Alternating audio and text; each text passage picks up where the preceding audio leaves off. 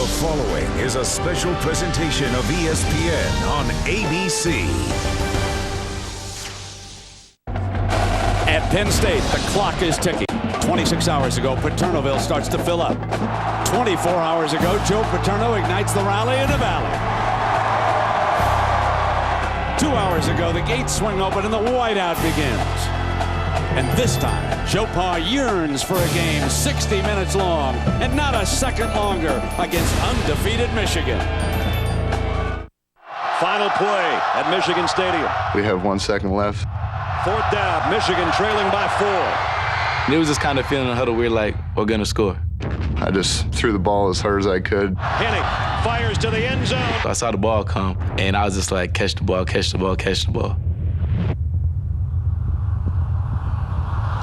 Touchdown, Manningham!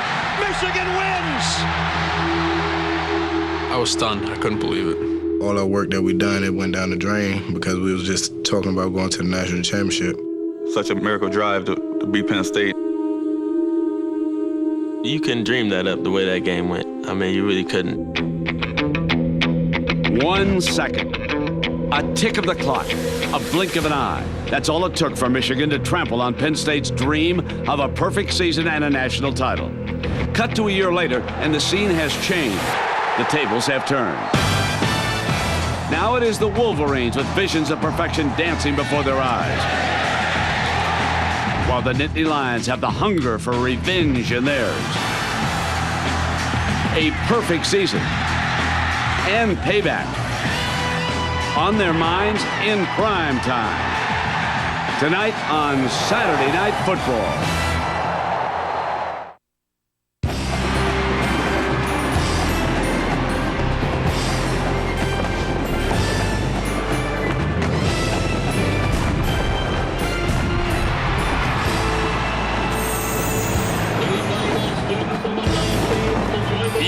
Looking live at Beaver Stadium, where a crowd in excess of 107,000 awaits Penn State's game of the year so far against undefeated Michigan. Welcome everybody to Saturday Night Football presented by Southwest Airlines. And here at Beaver Stadium, it's the Michigan Wolverines and the Penn State Nittany Lions. Welcome everybody with Bob Davie and Kirk Herbstreit. I'm Brent Musburger. First of all, congratulations to the Detroit Tigers. A walk-off home run by Maglio Ordonez. They go to the World Series. We welcome you Tiger fans to this game. Now, a year ago here at Penn State, you were on the sideline, a whiteout, and those fans ambushed Ohio State. Well, I think the atmosphere won the football game that night for Penn State. You're looking at Michigan this year, one of the best teams in college football. And when I go all over the country, one of the stadiums that sticks out is this stadium and the student section at Penn State. They're active, they're loud, and they're going to have to be a factor to knock off this Michigan Wolverine team. And Bob Davie, the Wolverines trying to regroup after a 7-5 season. Brent, I think maybe the biggest reason Michigan's so much better, their players are sick of hearing about 7-5. When you go 7-5 at a place like Michigan, that offseason is brutal. Trust me, I've lived that. The players get beat up, the coaches get beat up, but what it does, provides an opportunity. You never want to live that again. It's great motivation. Michigan has a challenge tonight. They have to beat Penn State without their best receiver, Mario Manningham, who's out with a knee injury. One of the subplots, two rival quarterbacks from Pennsylvania high schools square off. Which one will experience the thrill of it?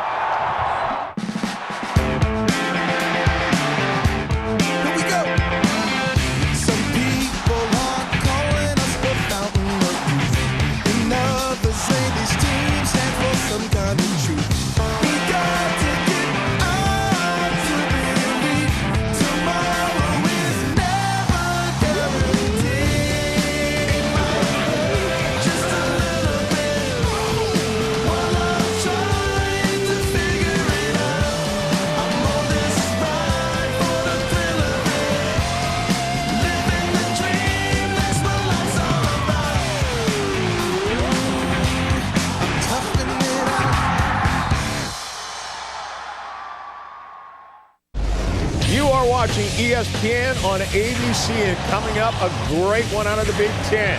Michigan ruined Penn State's season a year ago. They're going to try and return the favor on Saturday Night Football. John Saunders, Craig James, and Doug Flutie. We'll hear from the gentleman in a moment. But first, we did have 3 top 25 teams go down tonight. Indiana gets the Iowa Hawkeyes. Vanderbilt shocks Georgia. And although this one is called an upset because of the rankings, Texas A&M beating Missouri, really no surprise there. But there was a big surprise in the Big 12, and it's a bad one for Oklahoma fans. Adrian Peterson going in for a second touchdown run. 53 yards, Doug. He dives in, and I think that's where he busts his collarbone. You know, when he reaches with the ball, he leaves himself vulnerable to go off balance and land on that shoulder. And, you know, it may not have happened. He could have run through it. But the bottom line is that's usually a 6 to 8 week injury, potential to come back for a bowl game. Whether that happens or not, I don't know. That's the way he plays the game, though. He plays the game hard. This is a real loss for Oklahoma. It's a loss for college football, and there's a chance he may never play college football again, may go into the National Football League, would end up 150 yards shy of breaking Billy Sims' all-time career record at Oklahoma. When you get to the Michigan-Penn State game, remember 1 second left in the game last year when Michigan, Chad Henne, DeMario Manningham to win the game. This time around, it's Michigan looking for the undefeated season. A lot of people are talking Ohio State, Michigan already. Can they get past this one? Including us. Yes. I'll take Penn State. I'll take the underdog. Their only chance in this ball game is for Tony Hunt, who's had 4 straight 100-yard games, to come out and be powerful. Doug, they've got to be physical or Michigan will run over them. Michigan is the most physical football team out there. They're front 7 defensively and running the ball. So they're just taking it and going. Even missing Manningham, I think they got enough weapons around there. Right now, let's join Brent Musburger. Joe Paterno, 41 years as head coach, leads the Nittany Lions onto the field. Lining the tunnel, former Nittany Lion players. And the whiteout in full throat here tonight at State College, Pennsylvania. The Wolverines of Michigan, undefeated. Ranked number 4 and thinking of a championship, must get through Paterno and the Nittany Lions. It's coming up on Saturday Night Football on ABC.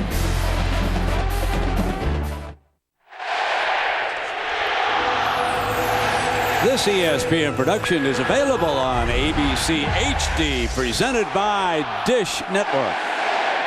It is a perfect Saturday night for football. Little chill in the air, 40 degrees, leaves changing throughout central Pennsylvania, but note just a light breeze. Lloyd Carr and Joe Paterno both happy that they don't have to fight the wind here tonight. And Lloyd in his 12th season as the Wolverine head coach. Joe Paul will have the ball first here tonight as Michigan won the toss and they have deferred, so the Nittany Lions will have the ball first. Michigan has dominated the series. They have won the last 7. They lead the series overall 8-3, and during the Lloyd Carr era they are 7-2 overall and 3-1 here in Happy Valley.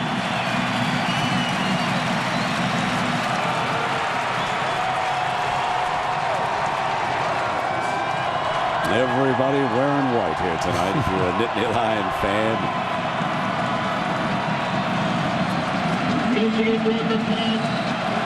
Back deep now, Rodney Kinlaw and A.J. Wallace. Wallace is to the right as you look at it. Garrett Revis, ball on the tee on the 35-yard line. Rodney Kinlaw and A.J. Wallace back to the football. Underway. Wallace from the 4-yard line. Strong return. Breaks free. 1 to beat. Tripped up at midfield.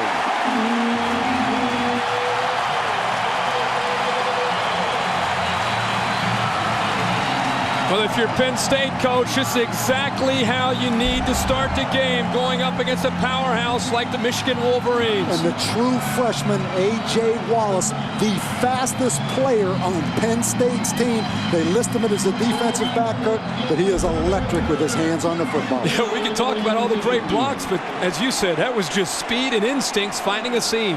Savoy, the young man who may have saved the touchdown. And here comes Tony Hunt on a fullback lead play, and he powers for about 5 yards.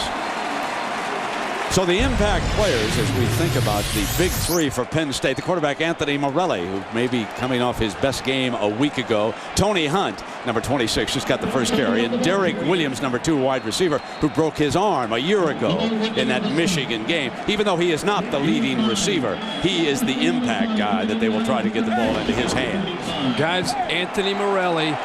Coaches are talking a lot this week about the confidence that he gained at the Metrodome. He's got to play well tonight for them to have a chance.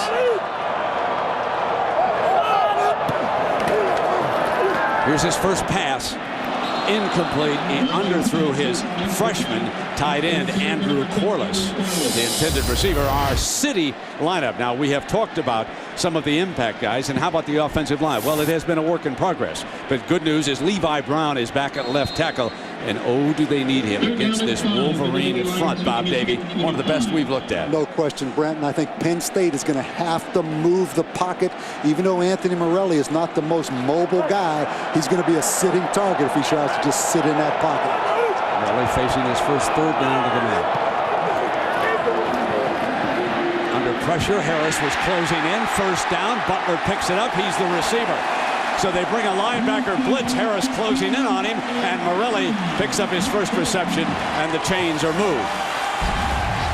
And Dion Butler, who was a walk-on defensive back at one point, now has become Penn State's wide receiver. A great job by Morelli right there of just keeping his eyes up and seeing the open receiver, Kirk. And as far as a young quarterback getting the jitters out, its first throw looked maybe a little jitters. Nice throw there. Now he can settle in and just make good decisions. Ball still across the 35. Play fake, in trouble, has to throw quickly, and completes it to Hunt, who picks up a couple of yards on the play. He was under enormous pressure, and that was Sean Crable who applied the heat. And Kirk, they talked about the confidence that Anthony Morelli gained last week. I mean, Sean Crable wide open as the blitzer, but a great job by the quarterback of just getting the ball off. And if the pass before didn't settle him down, a shot from Crable will definitely get him into this game. Michigan attacking here on 1st and 10. Second down from the 32-yard line. Here's Hunt plowing straight ahead, and that'll bring Penn State into another third down against this Wolverine defense. And when you go down and take a look at these fellows on the field, this is a very impressive football team.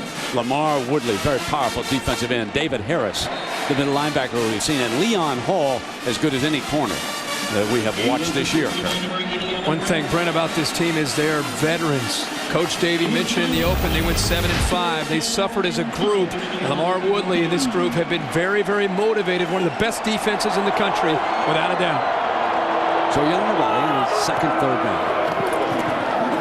Fake has time, and he's juggled by the wide receiver. Had the first down, and it was incomplete, intended for Jordan Norwood, and he should have caught that. Of all their great receivers, Jordan Norwood has the surest hands. You're not going to see this, Coach, very often, him drop an easy catch like this for a first down. You know, surprisingly, he dropped the first ball thrown to him last week against Minnesota. He has some problems with his fingers, and I think, Kirk, that's the reason you're seeing that drop right there. Kevin Kelly, left-footed kicker. Go, Paul! Onto the field. He'll attempt a 46-yarder to put the Nittany Lions ahead. Off to the left. Slid it off to the left. So after the kickoff return, the Nittany Lions stall, miss a field goal, scoreless. When you come back, you'll see Chad Henne and the Wolverines. You're watching ESPN on ABC. The Wolverines will start from their own 29-yard line with their first possession of the game. Chad Henne, the junior quarterback, 2 hours away from here, brings the Wolverines to the line. Mike Hart is his running back. He'll get the first carry to the left side, and he's thrown for a loss. Good defense by Josh Gaines that time. And here's our impact players. Henne, we've mentioned. Mike Hart, the running back. Steve Bruston must replace Mario Manningham. as the go-to guy here tonight. He's never been a real deep threat as a wide receiver, the greatest return man in the history of Michigan football. But if he catches a 15-yarder in space, look out.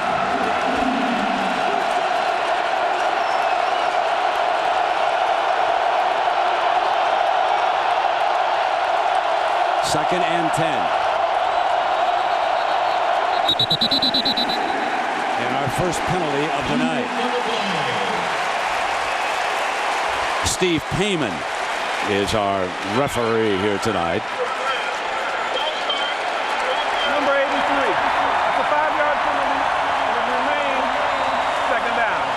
Well, Lisa Salters, you came to a walkthrough earlier today by the Wolverines. That's right, Brent. This is the first time that Michigan had actually played here at Penn State since 2001.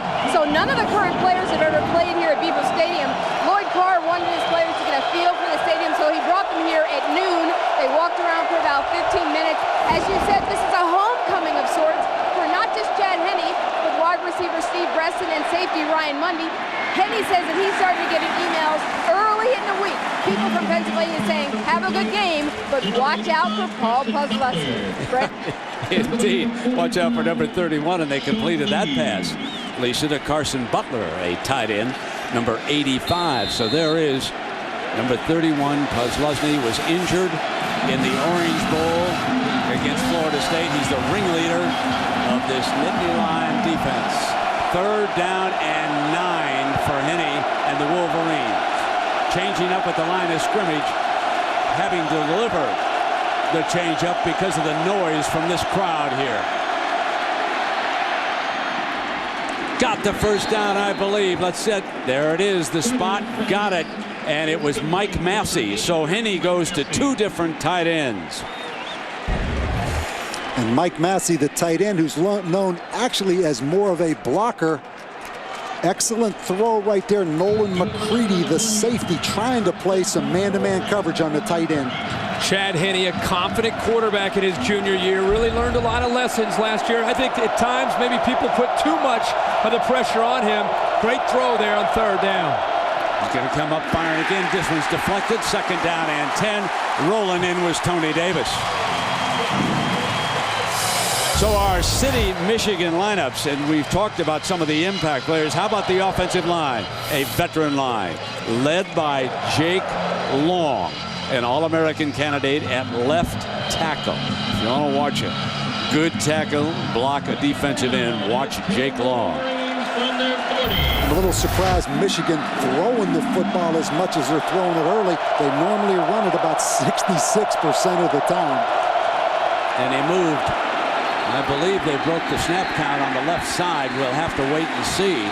Hart, there's a penalty flag down. He's the ball carrier. The ball carrier tackled by number 30. Prior to the snap, false start, offense number 85. That's a 5-yard penalty, and it remains second down. So, Kirk and Bob, let me bring you in now.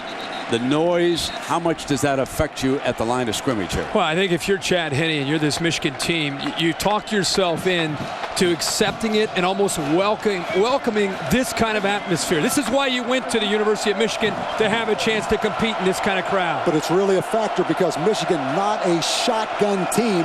They're under the center and they're going on the cadence, not the silent count. Second down and 15.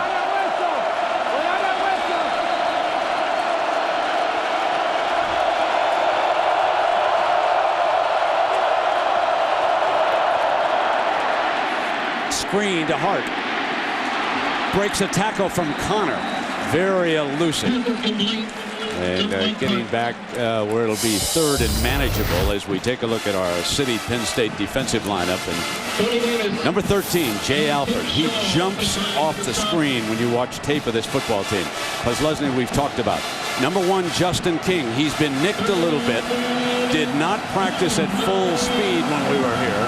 He is over at right corner. He's only a sophomore. He has a tremendous future. Third and 7.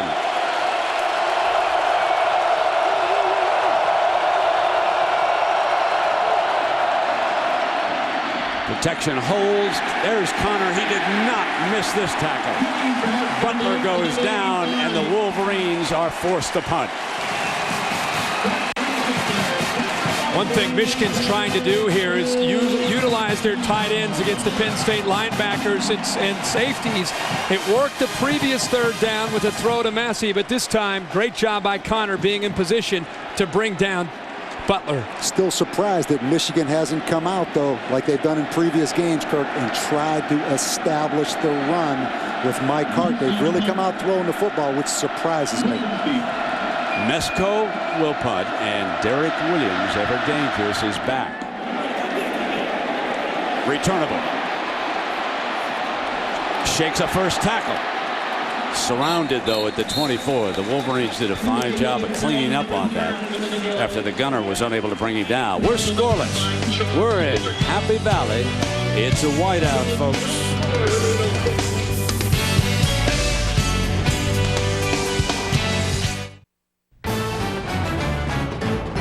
Saturday Night Football on ABC, presented by Southwest Airlines. The low fare from here to there. It's on Southwest Airlines at southwest.com.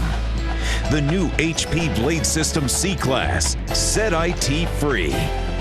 The United States Postal Service. Now the post office comes to you with free package pickup. And the new 2007 Lincoln Navigator. Ah, the creamery here in Happy Valley. A little peachy. Paterno. There's someone got a little lime there with some flavor. Our crew picks up about 3 pounds apiece when they come here. Good. For this game. Yeah. Good stuff. First down and 10 now from Morelli and the Nittany Lions. And there's a quick flip to Williams.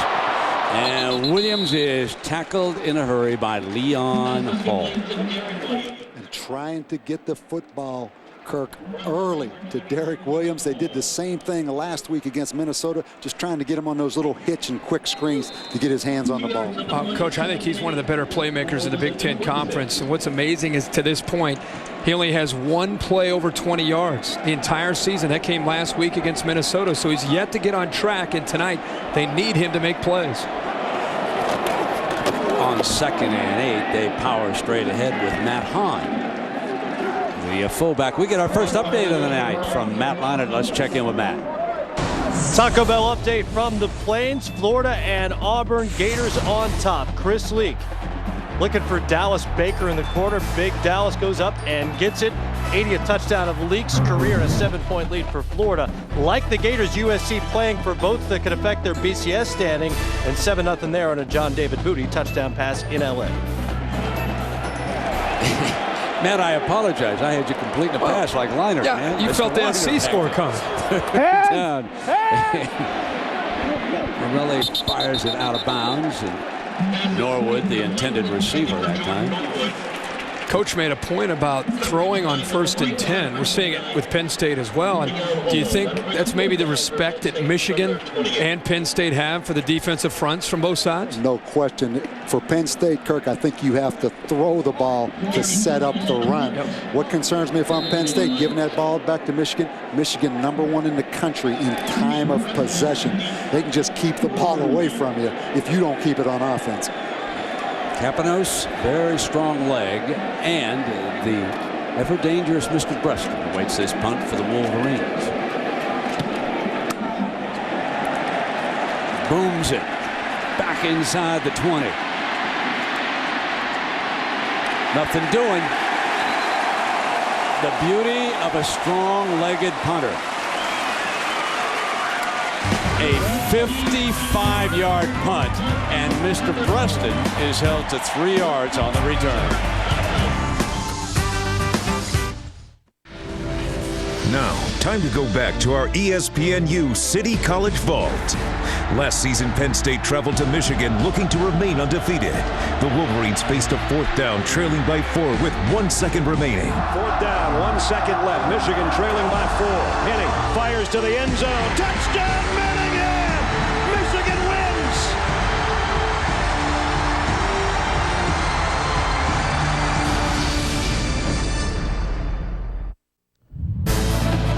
So John Saunders in New York with a 30th-30 update. This is Maglio Ordonez, his second home run of the game. This one a 3-1 shot and a walk-off home run as the Tigers are headed to the World Series for the first time since 1984. Brent. Yeah, congratulations again, John, to the Tigers, and I'm sure there's a lot of folks back in Michigan who are enjoying that. That came out of nowhere, didn't it, fans?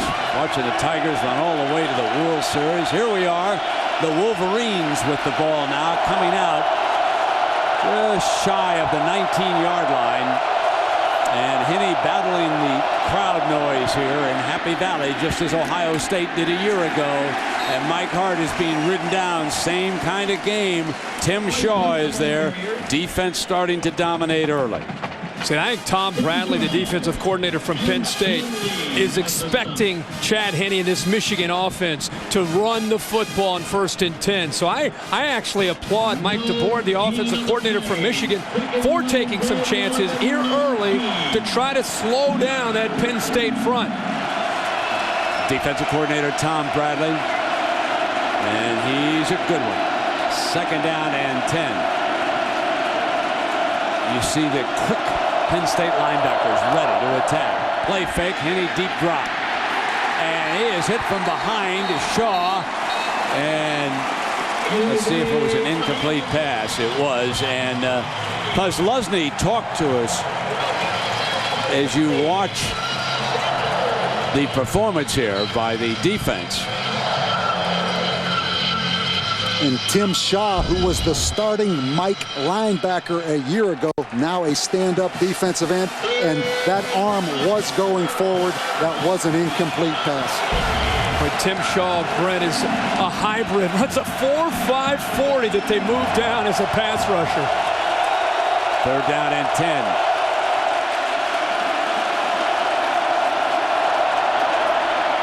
Play fake under pressure. Henne. He's going to be well short of the 1st down. Wolverines are forced to punt again. A.J. Wallace came up from that defensive back spot. And Connor, number 40, right there. You're going to see great pressure. Big J. Alford right up the middle. Tim Shaw from the outside. And an excellent tackle by the freshman, A.J. Wallace. A.J.'s had 2 big plays tonight. Not only the tackle, but the kickoff return. Nesko on to punt again, and Derek Williams back.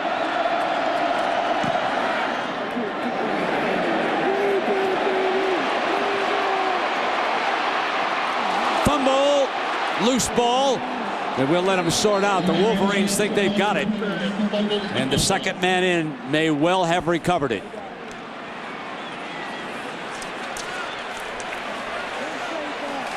Wolverine football.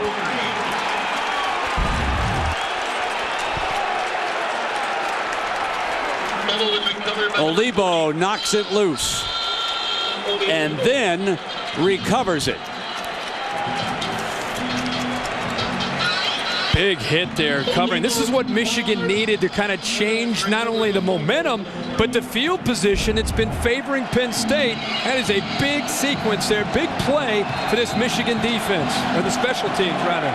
Obi Olibo, the senior fullback, who is not out there, not only jarred the ball loose, as we see number 20 Tim Shaw kneeling down for the Nittany Lions on the far side, but we go back to that performance from Laurel, Maryland, the senior fullback. What a play on that punt team. And Penn State, with no turnovers last week, thought they had gotten over the hump, because prior to that they had turned the ball over 12 times in the first 5 games.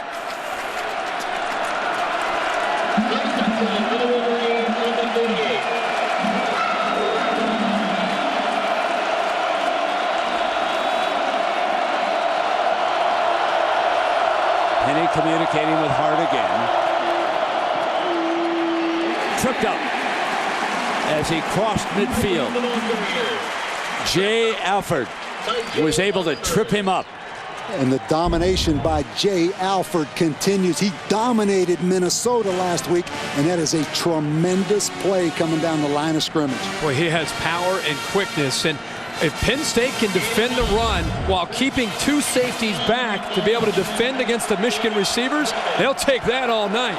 And one thing, this crowd is a factor. It's more of a factor in a negative way for the offensive line than it is the defensive line. I think that's a huge advantage for Penn State right now.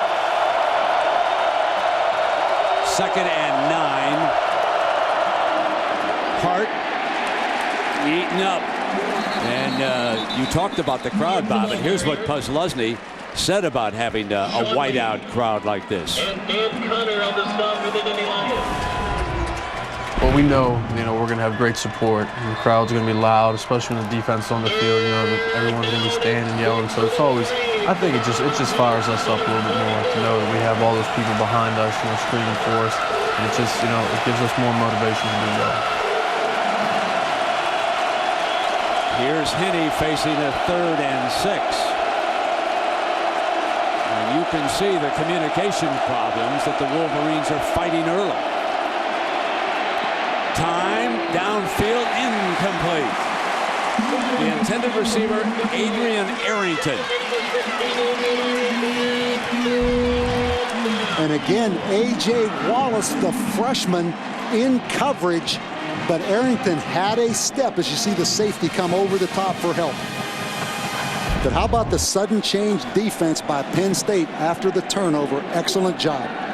And Scarrato has gone back as the punt returner. So after the fumble that time, and this time Ross Ryan into punt for the first time here tonight for Michigan.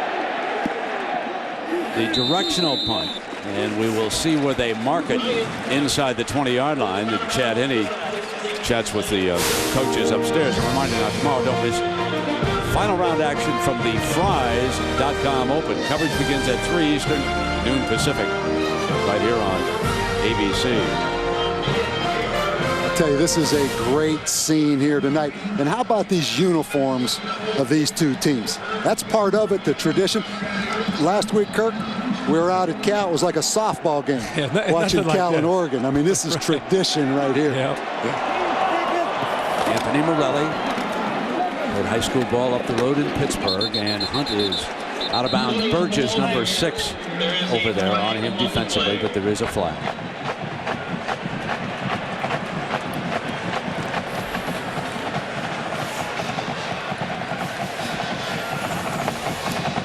The Wolverines defense is allowing only 40 yards a game rushing, and on only 14 points a game they have surrendered. So just a very, very tough front seven to run against. Holding, offense, half the distance to the goal, remains first down.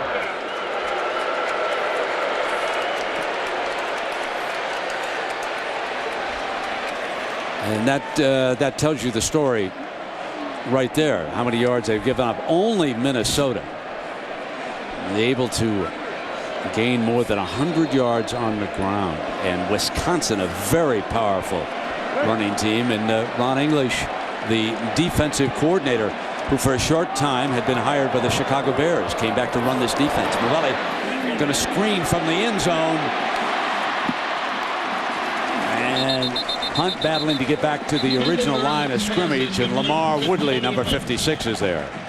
I think one of the reasons you're seeing this Michigan defense become so dominant, Ron English has brought some enthusiasm and attitude that these players seem to be feeding off of. But it's also a veteran group that he's inherited, a team that's been through the wars in the Big Ten, and they have toughness, they have speed, and they have power. And when Lloyd Carr says it might be my best group of defensive linemen that I've ever had since I've been at the University of Michigan, that tells you what he feels about this group and how good they are. And they relive 7-5 every day. This whole team does. Now on 2nd and 10, Hunt again picking his way for a couple of yards. And here's Matt Weiner again. All right, Brent, here's a Verizon update from Los Angeles. After a couple of uninspiring wins back-to-back weeks, the USC off and running. sometimes passing, mostly running. C.J. Gable here, 3-yard touchdown. 14-0 over Arizona State. Florida suffered a holding penalty in the end zone. That's a safety for Auburn, cuts the lead to 5 on the Plains.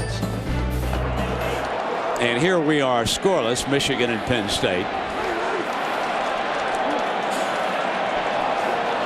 Final seconds of the first quarter. Morelli at the first down marker. Looks to be just shy. The head linesman is right there where Jordan Norwood slipped when he made the catch. First thing you'll see is pass protection. Watch the block right there by 64, Ornberger, the guard. And Kirk, it looked to me like that foot slipped out short of that line. This would be a good look at it right there.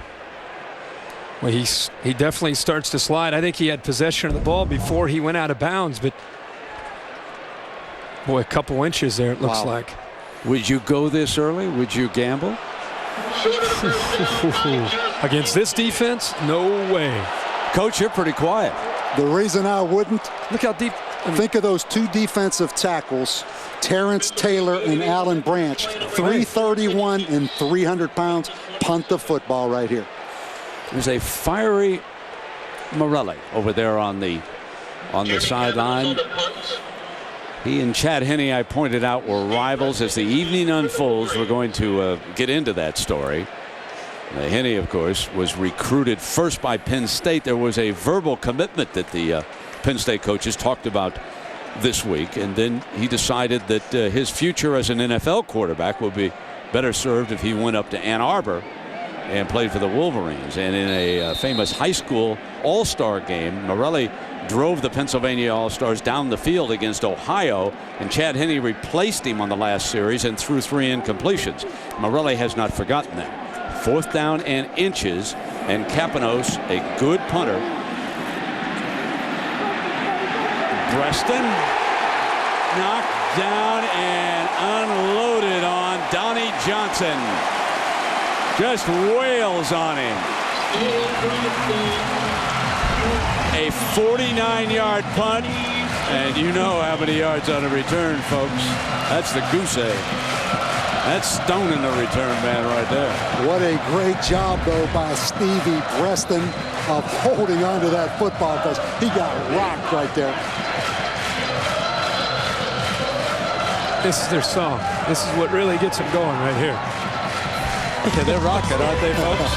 ESPN Saturday Night Football, presented by Southwest Airlines, will return after this message and a word from our ABC station.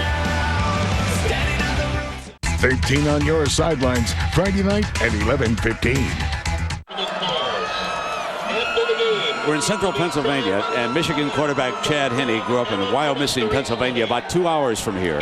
Yet this is his first collegiate game ever in this state, and it will be his only one. He's a junior this year. Next year's game would be back in Ann Arbor. So number 7, with mom and dad here in attendance, brings the Wolverines up to the line of scrimmage, and he has been battling fierce crowd noise here tonight. On a play fake, they're going to keep it in the air. Complete to the Preston, the punt return man, who jumps back in there and makes the catch. And guys, this is what Chad Henne has to be able to do on 1st and 10. They have 1 first down in the first quarter. Play action off 1st and 10. Time to throw, and he gets rid of the ball in rhythm and squeezes it in between the Penn State zone. And how about that catch by Stevie Preston? That ball was thrown behind him. Now you could go back to running the football after you're able to soften that Penn State defense up.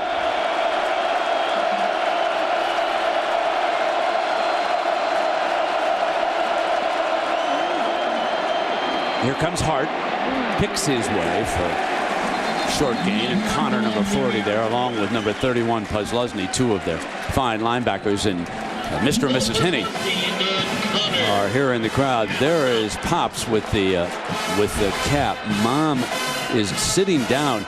She has been wearing a yellow hood over there, almost like someone who doesn't want to watch her son play quarterback. Dad is on his feet there. Not until they get into the end zone, then she'll start peeking. 2nd down and 10.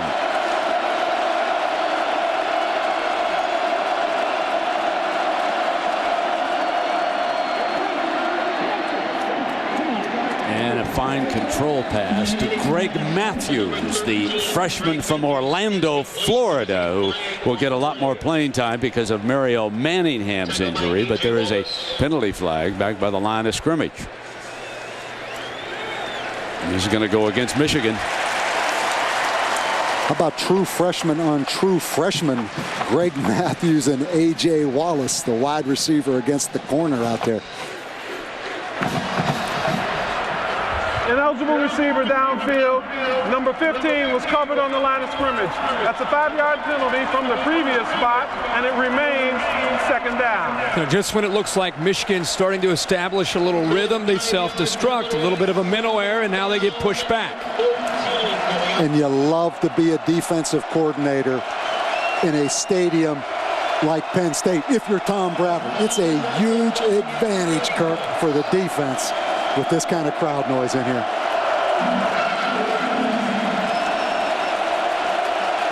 Second and 14. That's King, number 1, who comes down. They stack. He gets help, and it's going to be a timeout called by the Wolverines. Not going smoothly for the undefeated Michigan Wolverines so far, and we've got a timeout here in the Happy Valley.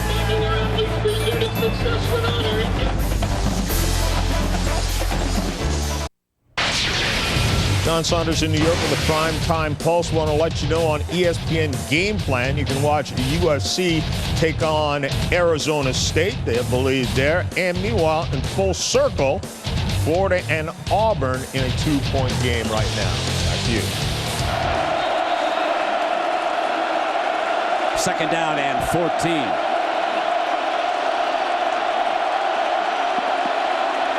The communication problems here tonight. Henning throws in underneath. And unable to bring Adrian Arrington down until he picks up a first down. A fine run after the catch.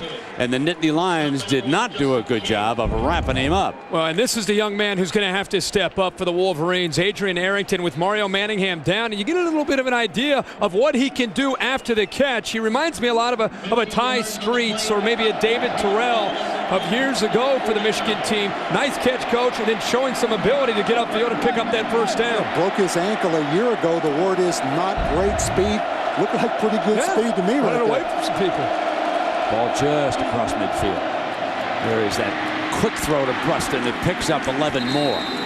So Steve Bruston with another first down. And again, 1st and 10, Michigan deciding to try to throw the football, not having success with Mike Hart. Why not take a chance, throw the ball out to a playmaker in Steve Breston, another young man who's going to have to step up, coach, with Mario down. And another young man from Pittsburgh right down the road that you can tell is super motivated for this football game.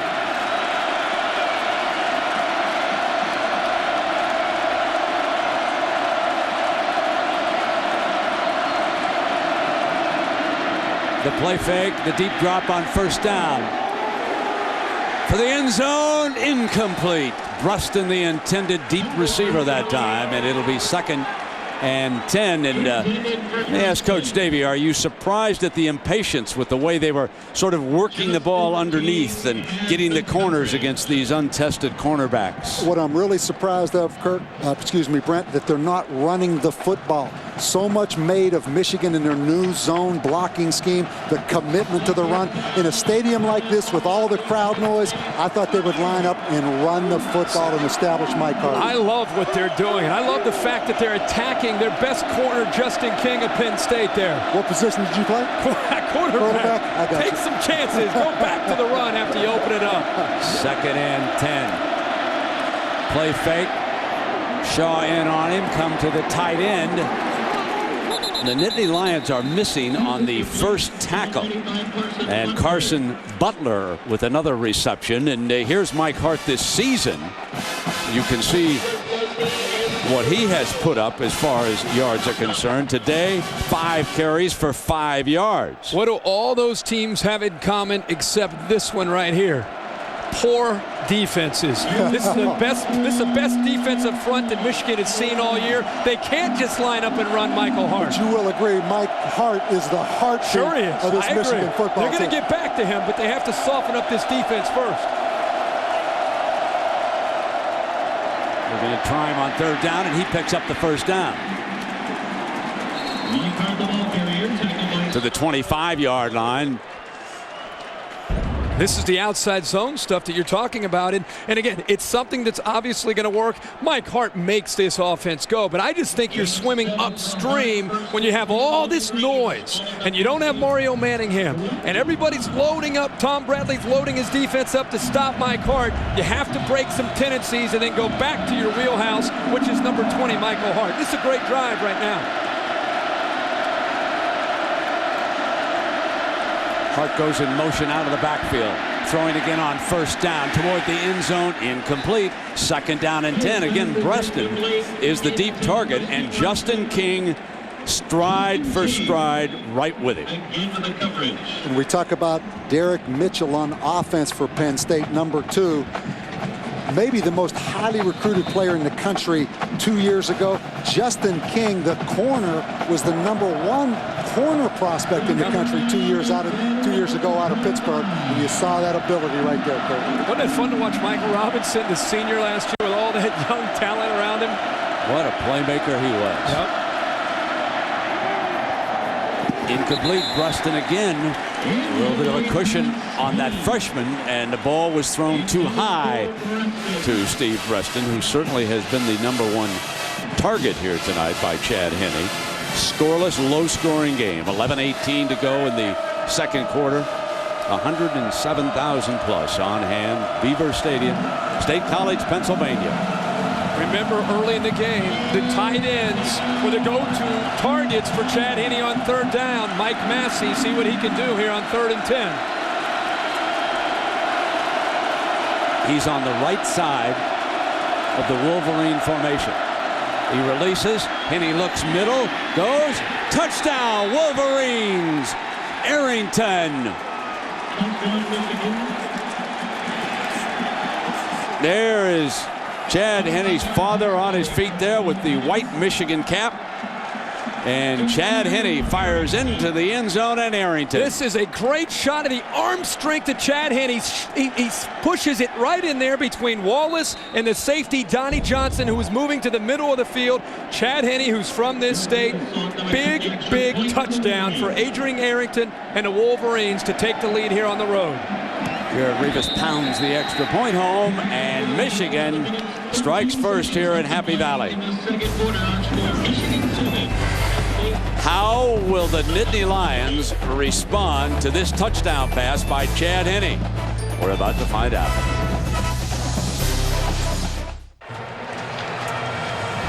So Arrington with 14 catches on the season and 4 of the 14 for touchdowns. And you wondered who the deep threat would be with Manningham out. Arrington steps up and catches the first touchdown of the night.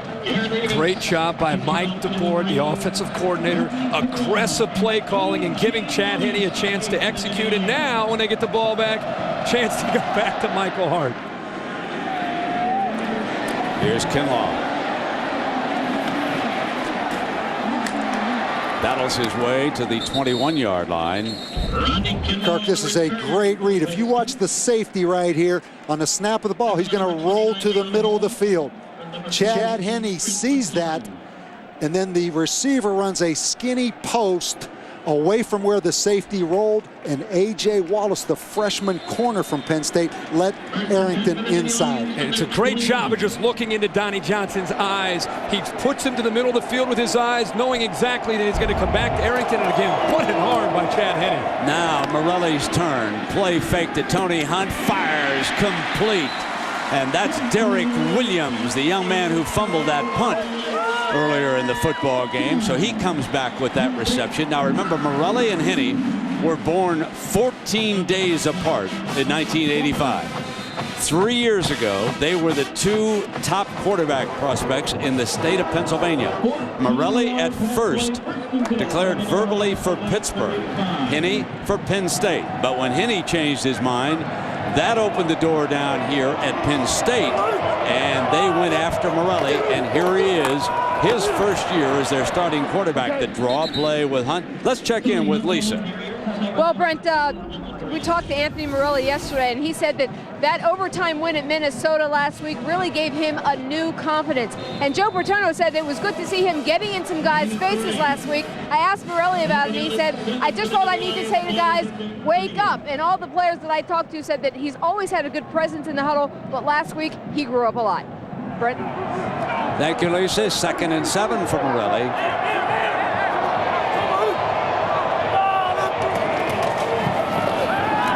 Play fake again. In trouble and sacked at the 25. Terrence Taylor, the sophomore from Muskegon.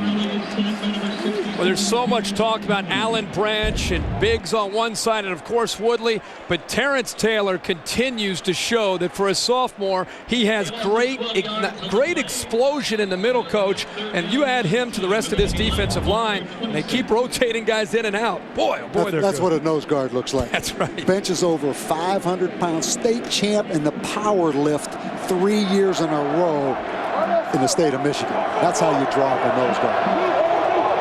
The loss of a dozen makes it 3rd and 19 for Morelli. In trouble again. Woodley's got him, slams him down. Back-to-back sacks, and the Wolverine front dominates Penn State's line, but there is a penalty flag at the 22-yard line. How good's that front seven look to you? It's the best in the nation, best in the country. Holding, offense number 65. That penalty is declined. 4th down. Robert Price with his hands full at guard. Speaking of his hands, Lamar Woodley using his hands. We always talk about how athletic he is, but he doesn't. He's just a great technician, and that time he used his hands to just shed the offensive lineman and put the pressure. When you can get pressure that quick with just rushing 4, that's good. You know what? I think Woodley was too big last year. He played at about 270. Now he's about 250 and really has that speed back. Yep. Capanos again. Bruston back. Signals for the fair catch this time, and Chad Henne and the Wolverines will be working with a 50-yard field when you come back. Can the Nittany Lion defense slow them down this time? We'll find out.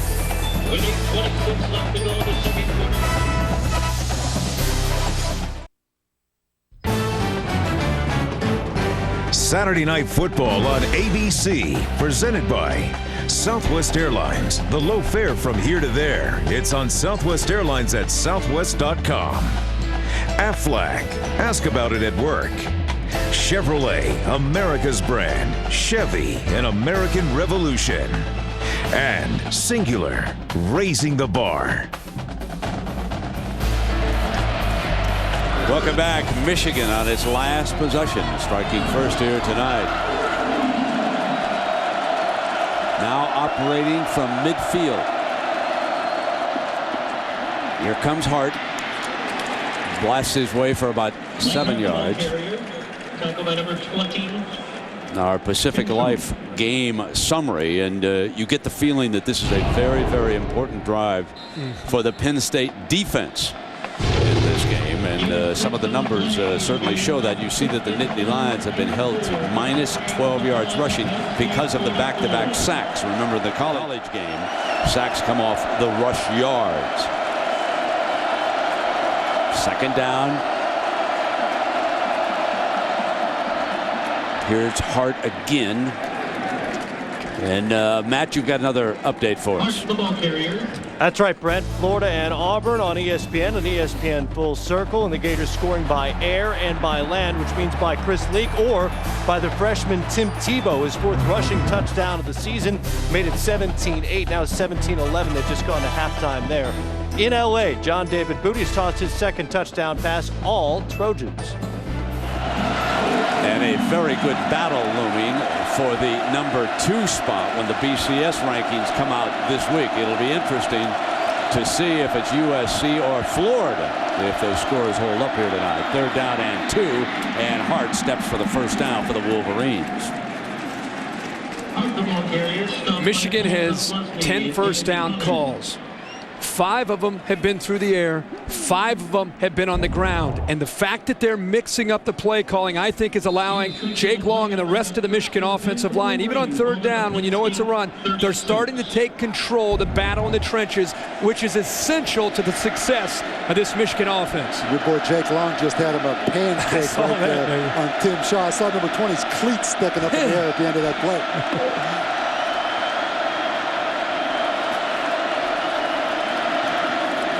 Here's Henne, back to throw again, got another one, and he hits his main man, Adrian Arrington.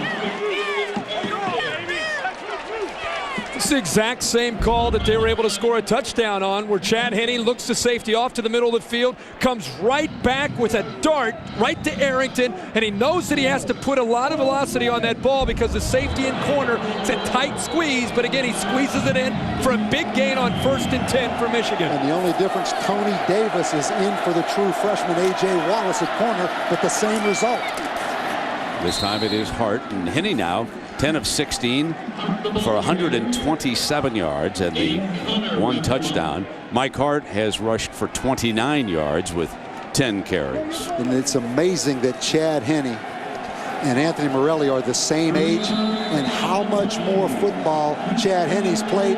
It's obviously right now the difference in his football game. The game experience is helping Chad Henne, but the play calling is really allowed him to have the success to settle down in this game. And I think you're right, Brent. This is a huge drive for Penn State. Here's your 2nd and goal.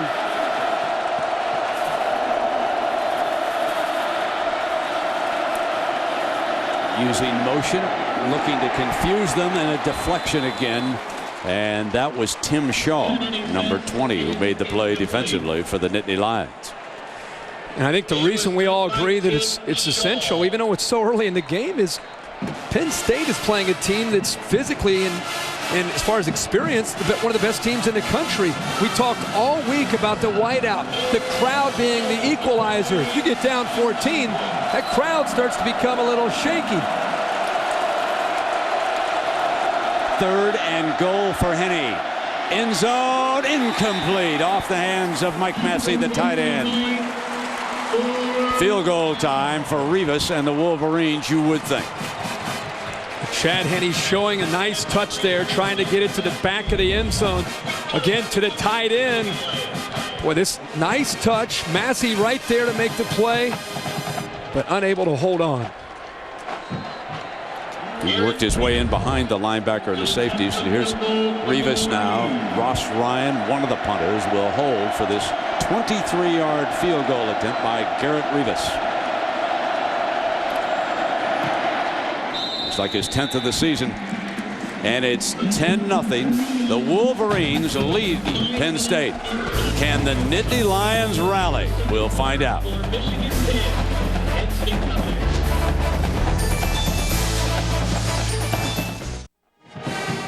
But no Deion Butler at all, right? Does Deion Butler caught a ball? It is 10-0 right now. Michigan with a 10-point lead. Near the end of the game, we'll select a Chevrolet pair of the game from each team. To honor their determination, Chevrolet will make a $1,000 contribution to each university's general scholarship fund. Rivas with the ball on the tee on the 35-yard line. Ken Long, A.J. Wallace. A.J. had a fine 47-yard return, but the Nittany Lions couldn't do anything with it to start this game. He'll try it again from the 4. Here comes the freshman. Surrounded at the 13. Michigan taking control of this game against Joe Paterno. Speaking of Joe, it's time for the Aflac trivia question. Here we go. I'm right here.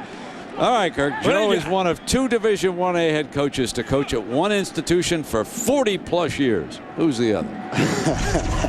Okay. I give you a hint. It's not your generation. I'm not sure whose generation it is, to be honest. Easy now. Easy now. He's a legend now. All right, Anthony Morelli, we've talked about how you've improved last week on the road at Minnesota. This offense needs a spark. see what they do. The defensive line really took charge every time he dropped back to pass the last time. In trouble, fumble.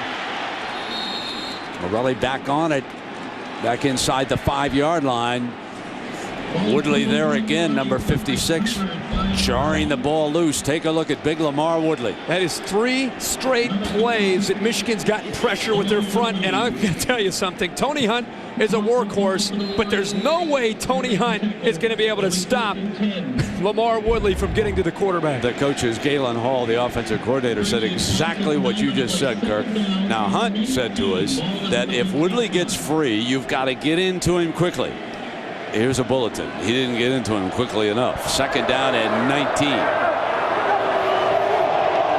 That massive front, among the best in all of college football. Hunt battles away against Burgess. They've got great linebackers. Harris, number 45. Burgess, number 6. Crable trying to step up. The one thing that English did, folks, he took people like Woodley, Harris, Burgess. He got right in their wheelhouse in the spring. And that's why they're playing with more aggression. That's what a coach like Ron English, that's why Lovie Smith wanted him in Chicago. He knew this man is a talented football coach. Going to be a head coach someday, somewhere. From the end zone, Morelli on the roll now. Fires deep downfield. There's going to be a penalty. Automatic first down. Williams is pushed down. Trent, the corner there, number 14. And that's the guy, Morgan Trent, number 14. We thought Penn State would work on. You notice the cast he has on his left hand. Obviously, Ron English once uncatchable. Yeah.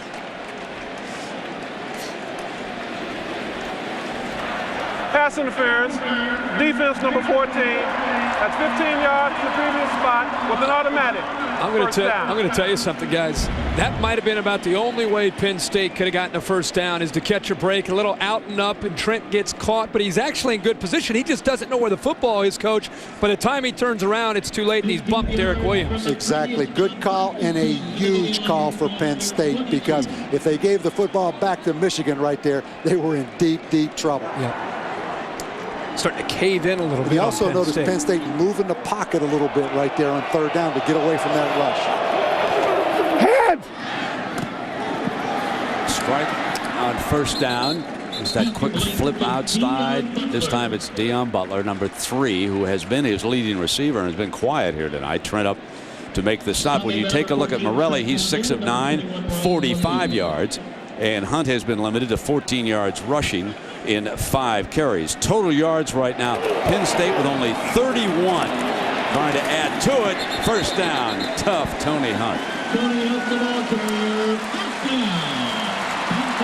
Penn State, after catching that break on the pass interference against Michigan, they go with the quick throw, as you mentioned, Brandon. Then they went right back and ran the football with the power running of Tony Hunt. And Michigan's secondary happened to be confused on that side, and it worked out very well for the Lions.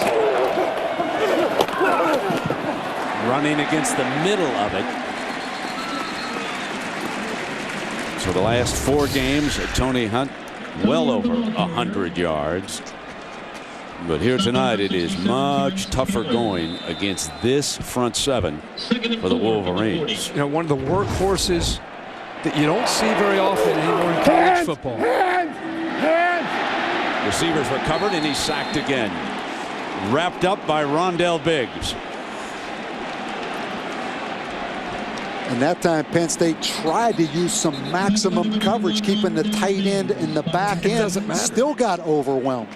Well, you got one thing about Penn State: 4 of the 5 up front are new starters, and you're going up against a veteran defensive line. But if they keep getting pressure, Brent, with just rushing 4, they're not going to be able to move the ball. And that was the 4th sack tonight.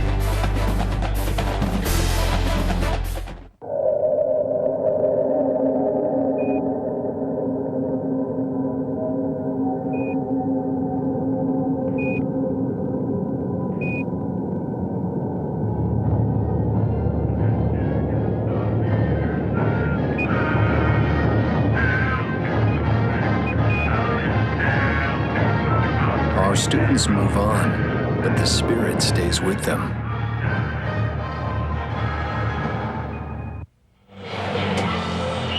Well, this is the Mount Rushmore, if you will, of college football coaches when we take you back to the Aflac question. Only 2 of them, 40-plus years, Division I head coaches. The other, certainly one of the great legend, Amos Alonzo Stagg, Chicago, 1892, 1933. You see, Kirk, I told you it was not yours. See, that's against the rules. Again, every time I come in here with you guys, you go back to the turn of the century. But you spend so much time. Don't go with you guys. Auburn. These questions come right from Penn. They're right out of his wheelhouse, baby. You start talking Amos Alonzo Stagg, that's Musburger all the way. Here comes Hunt, first down, breaks free. One of the best plays of the night for the Nittany Lions.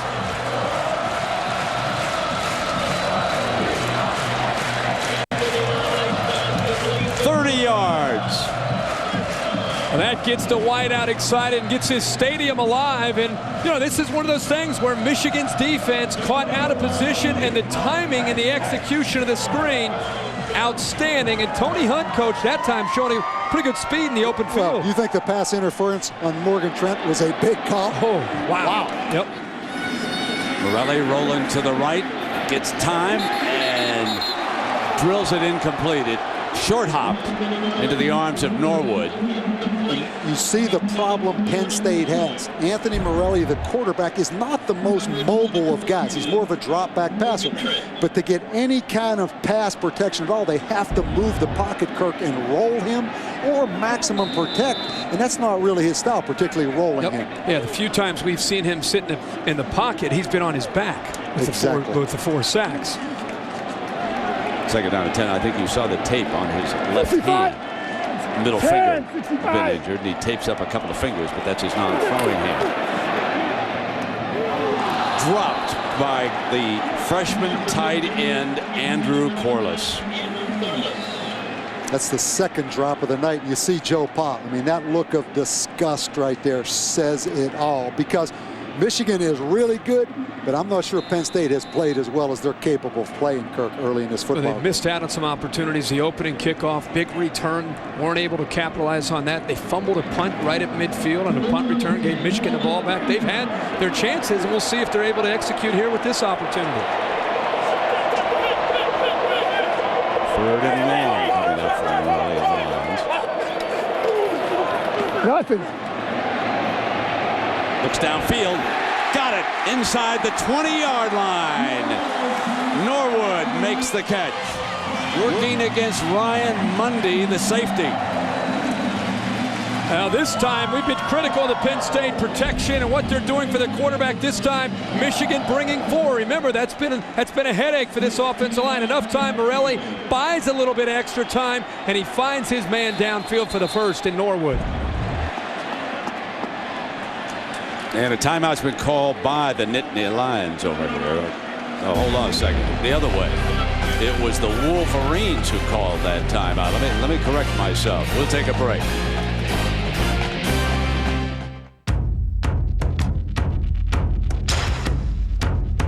It's not just a jersey. It's a symbol of who we are. A community of coaches, student athletes, and fans. Bound together by a code of conduct.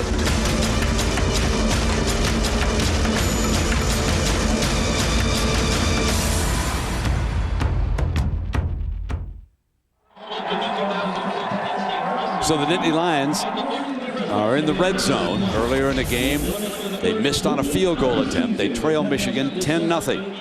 And Joe Paterno with the offense around him, McQuarrie, and look at this firebrand. I mean, is he getting after him right now? That's been 30 straight seconds of getting into the grill of that Michigan defense and challenging them to come up with a big stop. And that's why he called timeout. Yep. He called it for one reason, to get their head straight.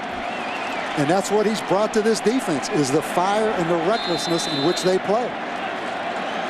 But Penn State has really struggled in the red zone all season.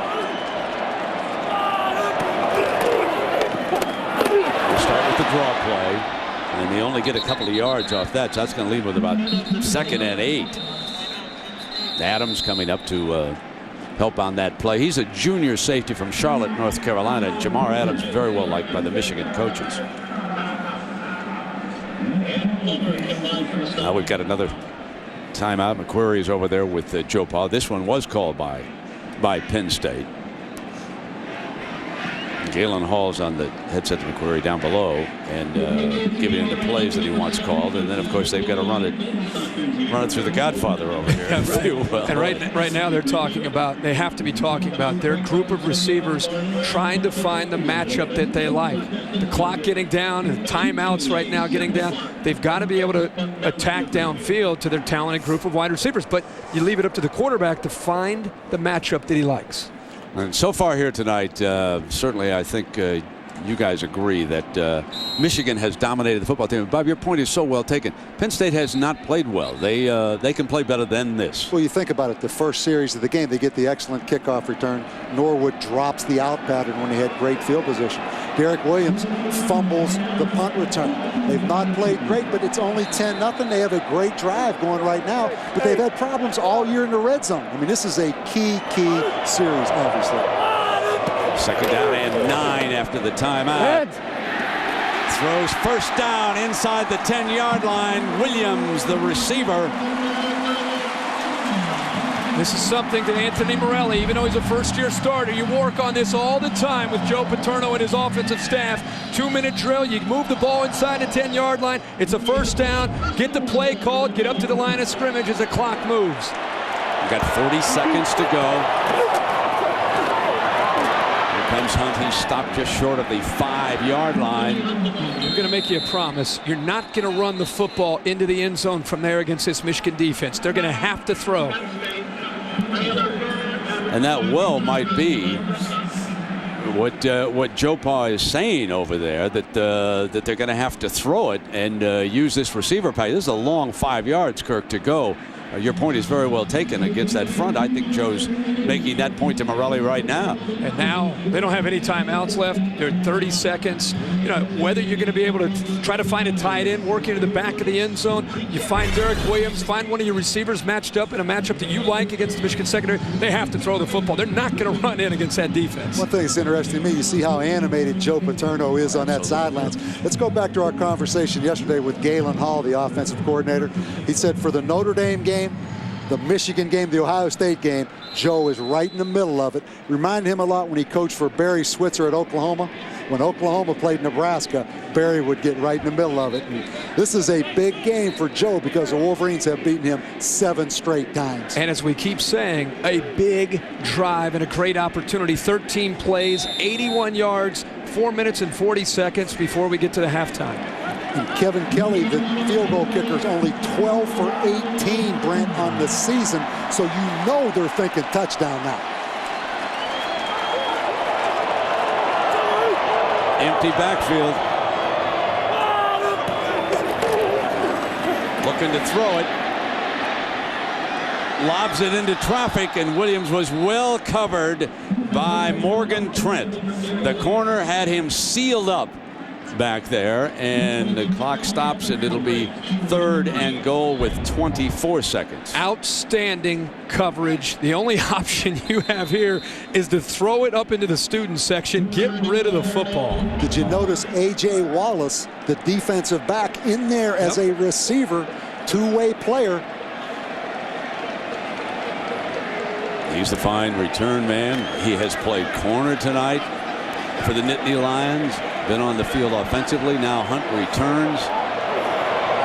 3rd and goal. 24 seconds left in the half. Fires a bullet, incomplete. And jumping in there is Ryan Mundy.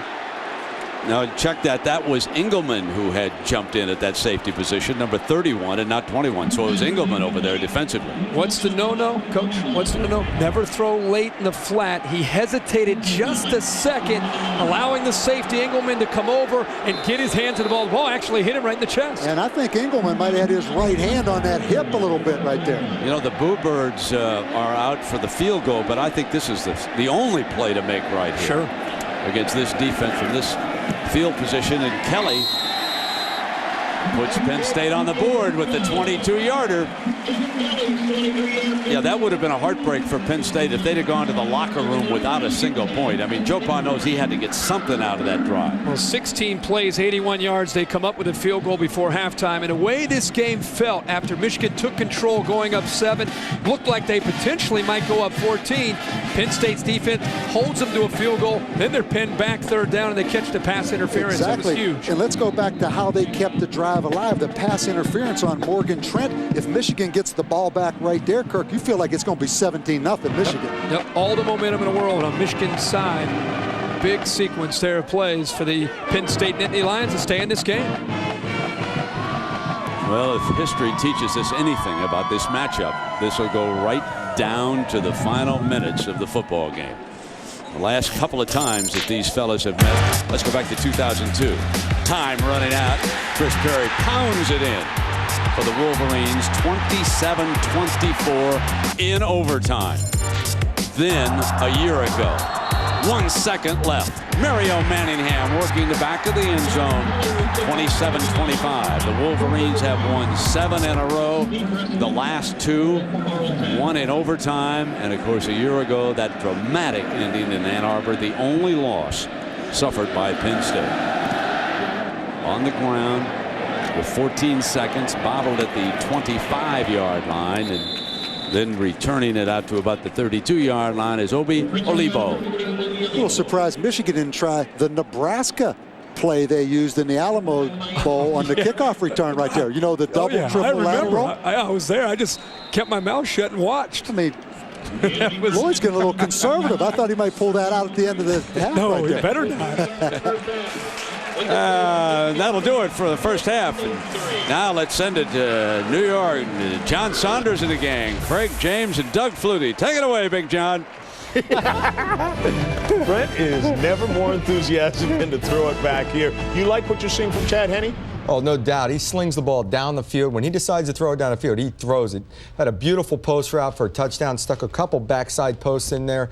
This nickel and dime stuff, he likes to sling the football. And you know what? You talk about slinging the football. In order for Penn State to have a chance in this game, just like Anthony Morelli did in that last drive, he has to complete some passes. They have to get down to the red zone. And I agree with Kirk, man. Once you get in there, it's a tight field. Michigan's powerful. You're going to have to figure out some quick, dynamic throws to get the ball in the end zone. Talk about being powerful. I mean, they've shut them down to actually negative yards rushing for Penn State because of the sacks today. Yep. Because of power and powerful Maglio Ordonez, the Detroit Tigers are going on to the World Series for the first time since 1984. Ordonez hit 2 home runs in the game, including this walk-off 3-run shot as Detroit sweeps the Oakland A's, goes on to the World Series.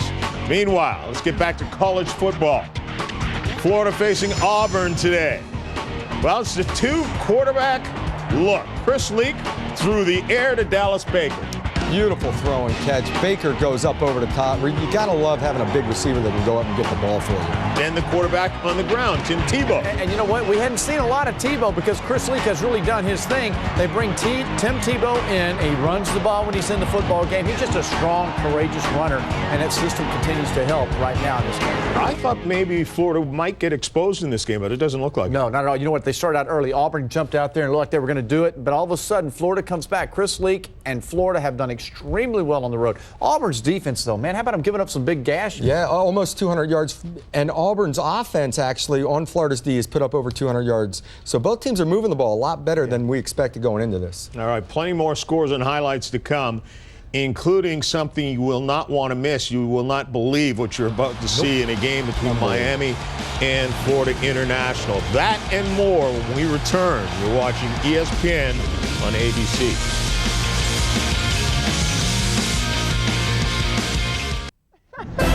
You're watching ESPN on ABC. John Saunders, Craig James, and Doug Flutie here with our No Huddle highlights. We begin with the #1 team in the nation, Ohio State. They looked like it today again because of their Heisman Trophy candidate quarterback, Troy Smith. Just Troy Smith being Troy Smith. You can't play zone against him down here. Hangs on the ball, moves around, waits for someone to get open in the back of the end zone, and makes a play. Ohio State rolls over Michigan State. Cincinnati and Louisville. Brian Brom is back in the lineup. He was supposed to be out 6 weeks. He missed about 3. 1-yard pass to Gary Barnidge here as they open up the lead. You know what? He threw for 300-something yards, but it just didn't look like they were in sync today. Cincinnati, very feisty effort, but Brom and Louisville hang on and win the game. Anthony Allen here, 17 yards in the carry, so they remain unbeaten. Iowa facing Indiana. This one should have been an easy one for Iowa, right? Damian Sims from a yard out. Iowa has a 28-24 lead. But then Kellen Lewis finds James Hardy, and Indiana has the upset. You know, they're in blitz coverage down here, one-on-one, no safety help, and they burn them for what wound up being the game-winning touchdown. Vanderbilt against Georgia also should have been an easy one for Georgia. It wasn't. Chris Nixon, picked off by Tony Taylor, returns it 25 yards for a touchdown. They go for the 2-point conversion, don't get it, but they have the lead. But then Brian Hanfeld, 33 yards. And Saunders, you said they couldn't do it. What did they do? Vanderbilt comes back to win it. They obviously never looked at their jerseys and saw that it had Vanderbilt written on it. Missouri against Texas A&M. Missouri unbeaten. Stephen McGee fumbles a bad snap, recovers the ball in the end zone for a safety. 19-17, Missouri has the lead, but then Mike Goodson goes in from 3 yards out. This was a game of the Aggies taking control. Time of possession was unbelievable. Big win. We found out about Missouri. They're not as good as they thought they were. We found out that A&M's not as bad as they were. Stephen McGee and the Aggies, great win for them. Yeah, Missouri turned the ball over 3 times in crucial situations as well. Yeah. What did we find out about Georgia? Because I expected much more from this team earlier in the season. We still believe they have no quarterback. This is a football team that has talent around it, a defense, but the lack of quarterback play and big playability, just getting them, man. Great job, Vandy. Make a decision at the quarterback position, please, and just go with it. You got some eligibility left? We can get you. Long gone, buddy. You'll probably get him on the team. Dogs. He'd look good in the red, wouldn't he? You're watching ESPN on ABC.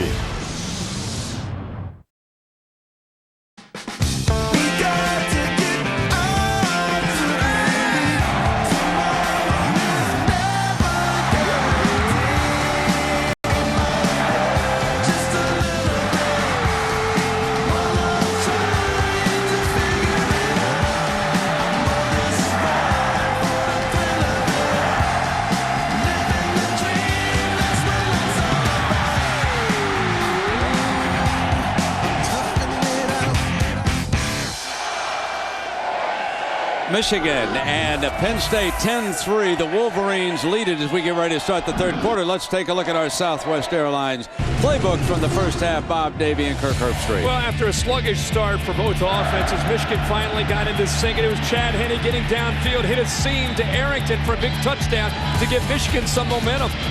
When I think the most impressive thing I saw, the power of this Michigan front seven and the pass rush. They had 4 sacks in the first half.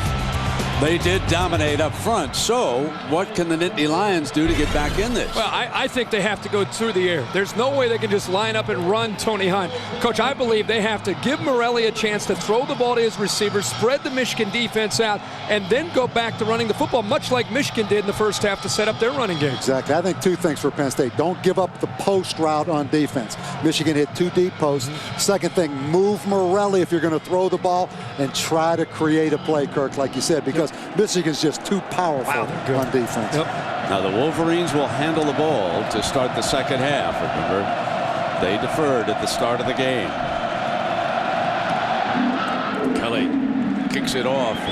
Preston waiting a yard inside the end zone, and he shakes a tackle, still trying to get upfield.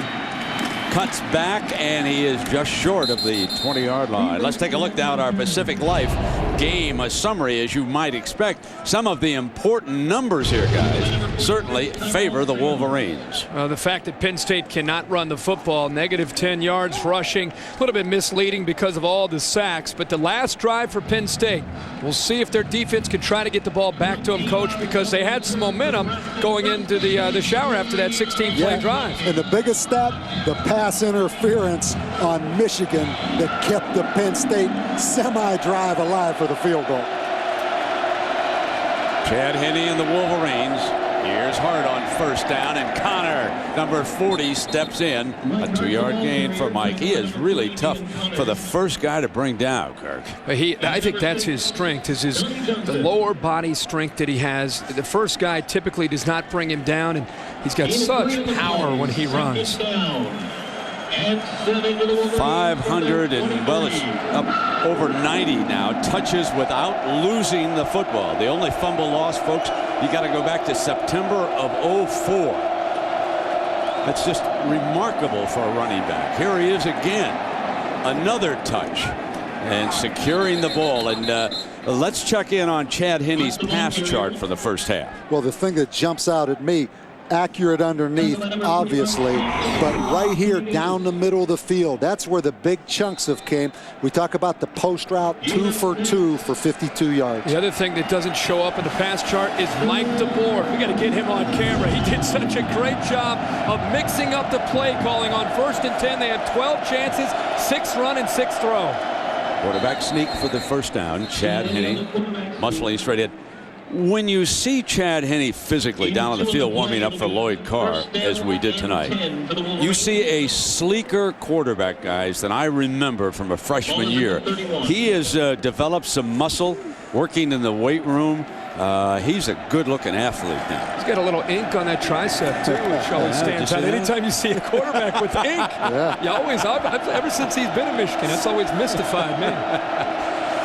I find him to be one of the most underrated signal callers in college football. And we've got a penalty flag down here as we talk some more about Chad Henne. Again, grew up just a couple hours from here, Wilson High School. His longtime high school coach, a great Penn State fan. In fact, he has a license plate, Yanks-PSU. But framing that license plate these days, Michigan football. So let's meet Chad Henne. On the Wolverines. Chad Henne, quarterback, University of Michigan. I played in every stadium in the Big Ten. This will be actually the first time I get to go into Penn State. I mean, I've been there for many games, being recruited. It's going to be a lot of fun because it's a hostile environment. I have a lot of family and friends that are going to come to the game, and they'll be rooting for me. It's just a great stadium, and it's a chance for us to win another game. The one quality that he's got that coaches like, he is consistent. I've never seen him real excited or up way high, but I've never seen him way down low either. He's a very steady, calm quarterback. First down at 15. Great protection. Too high. Overthrew. Receiver that time by a bunch. Butler working deep. You know, I think he took some unfair criticism last year because of Jake Long's injury, because of Mike Hart's injury. He was put into a lot of tough situations in obvious passing downs, and he threw some interceptions, and the Michigan fans and media attacked him because of how much success he had in his freshman year. This is a fine quarterback. By the time he's done in Ann Arbor, one of the best to play for the Wolverines. Well, he had a great freshman year. He had Braylon Edwards. Think of all the deep balls he threw. Last year he didn't have a great receiver, and now the emergence of Mario Manningham. So those receivers have played a role in it as well. They'll use a timeout and come over. Chad Henne, the only true freshman to start a Rose Bowl. Michigan losing to Texas and Ben Shuck. Timeout.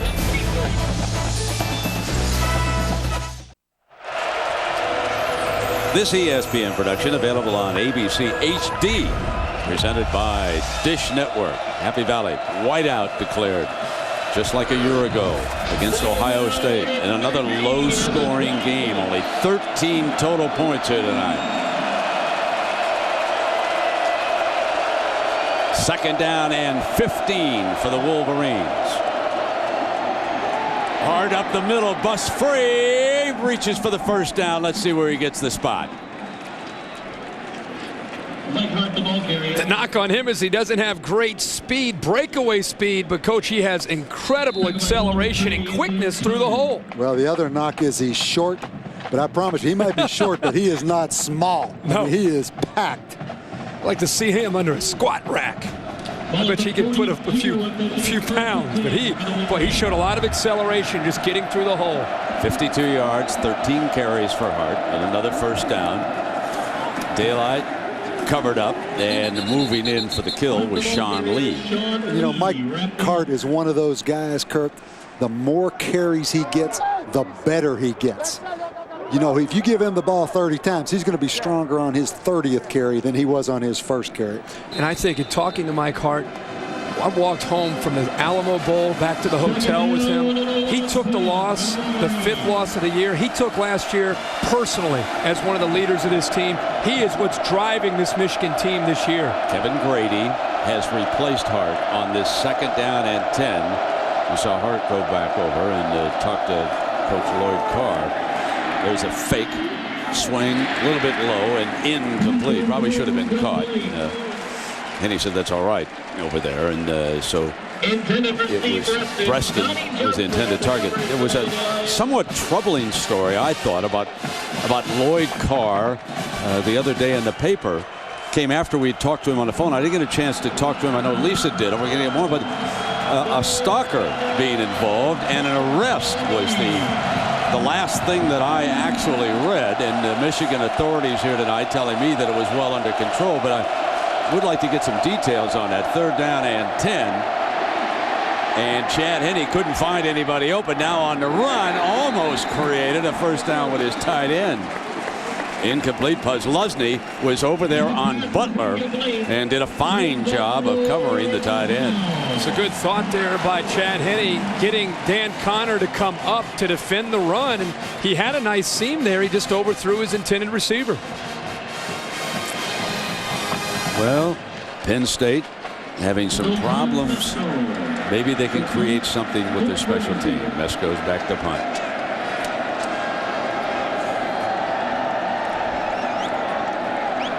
Derek Williams now waits the punt. He's going to signal for the fair catch at the 24. Surprised he fair caught that football right there. So we mentioned Lloyd Carr. We're going to have more on the stalker story from Lisa Salters when we continue here on ABC.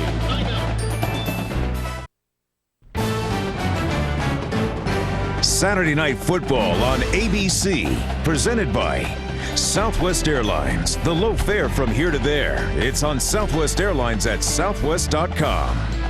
Pacific Life. For insurance, annuities, and investments, choose Pacific Life, the power to help you succeed. Pontiac. Go online to vote for this week's Pontiac game-changing performance. And your neighborhood Radio Shack now has LCD TVs and the expertise to help you choose the right one. 41 years, the head coach here, Joe Paterno, sharp as ever. Man's 80 years old. Unbelievable to watch him. He took some lick in a practice earlier, but bounced right back. And here's Tony Hunt not getting anywhere. Lisa, let's find out more now about the Lloyd Carr story. Well, that's right, Brendan. It happened on Tuesday. Police in Ann Arbor arrested a 23-year-old man who they said allegedly stalked and sent threatening and obscene emails to Michigan head coach Lloyd Carr. Just hours after those emails were sent, they actually arrested the guy outside the Michigan Union building on campus. They said he had a baseball bat in his hand and was yelling and screaming threats against Carr. Now, right now, the man is in police custody. A judge yesterday ordered him to undergo a psychiatric evaluation. I talked to Coach Carr about it. Just a sack, Lisa. Go ahead and continue, kiddo. I talked to Coach Carr about it, and he said, you know what, Lisa, unfortunately, I'm sure we're not the only program that has had to deal with a situation like this before. But I said, Coach, were you scared at all about it? And he said, you know what, I don't know if I was so much scared, but in this day and age, at least we know to take threats like that seriously. We immediately got the authorities involved. Brent? You know, the young man's fortunate that it was the authorities and not this defensive line. That's the 5th sack of the night as Jamison rolls in, Lisa. And thank you very much. With the 3rd and 19 coming up here for Morelli. And this is difficult to buy enough time to get 19 yards downfield. This is tough. Head! Goes forward and got it. Oh, man. Man alive. Williams at the 39. Morelli took a lick, and he's on the ground. And big number 80, Alan Branch. You're going to see big Alan Branch at 325 pounds apply the pressure. They line him up at nose guard. He comes around on a twist stunt. Wow, he took the full force of that. I can tell you firsthand, that's 330 pounds in momentum landing. That's a whiplash back down onto the field. Derek Williams with a great catch and a good throw by Morelli. But when you have a defensive lineman that closes in full speed, lowers his shoulder, and has all his weight come down on top of you, that's tough. That's got to be a penalty, isn't it? Let's take a look at it again. Is it, you talking about helmet to helmet? Just a real time.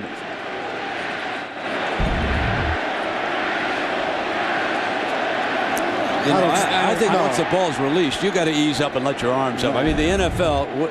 You don't agree with me? I'm a quarterback, and I disagree. I mean, it's unfortunate, but I mean, a 325-pound defensive lineman can't stop in mid-momentum and pull off, in my opinion. I think it was close enough after the ball was released that it wasn't late. So you don't think he had to just release his hands? I'm impressed that the kid got up. I'm telling you. How about the throw, though? It was really a desperate kind of throw to me.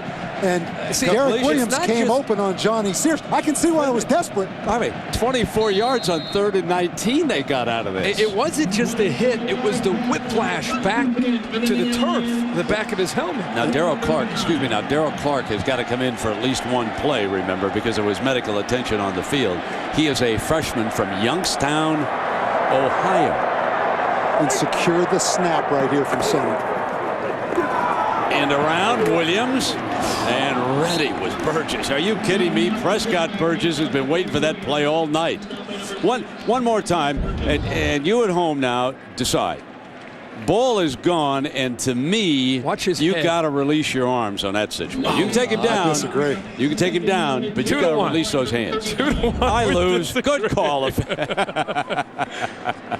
By the way, looking at Prescott Burgess and Sean Crable and David Harris, 3 linebackers of Michigan, I think they've trimmed down. They're faster this year. They understand the scheme better. They are so good as a group.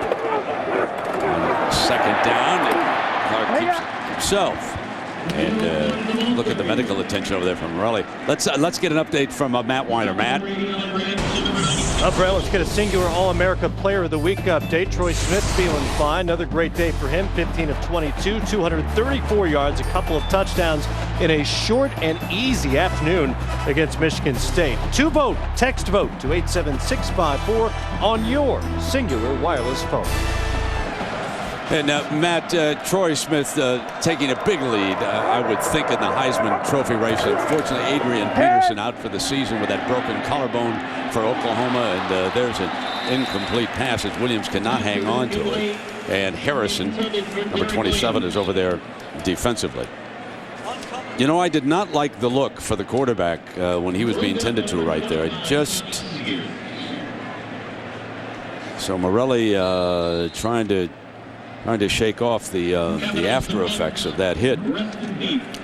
And that 3rd down completion, no points generated, but huge as far as field position right here for Penn State. Yes, but larger for Michigan if they've knocked the starting quarterback out for the night. Kapanos back to punt for the Nittany Lions. Not a good one. Kapanos shanks one out of bounds at the 31-yard line. Only 26 yards for one of the better punters in the conference.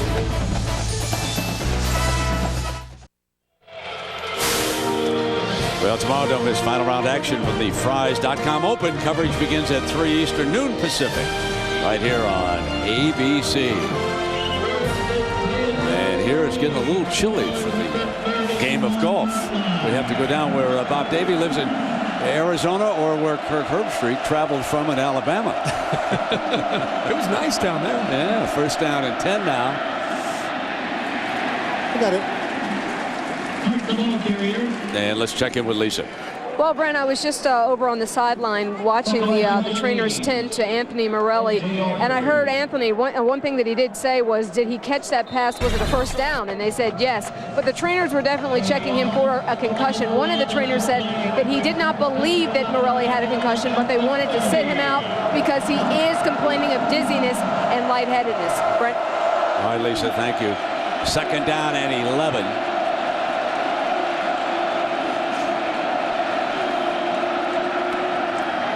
Play fake by Henne.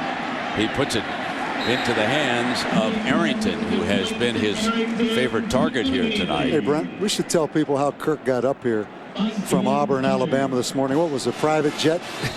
Steak and lobster on the flight? No, we didn't have steak and lobster, but it was a jet up and out, and got up here in time for watch some football. Brent and I came over in a used Buick. Oh, come on. Yeah. 3rd down and 6.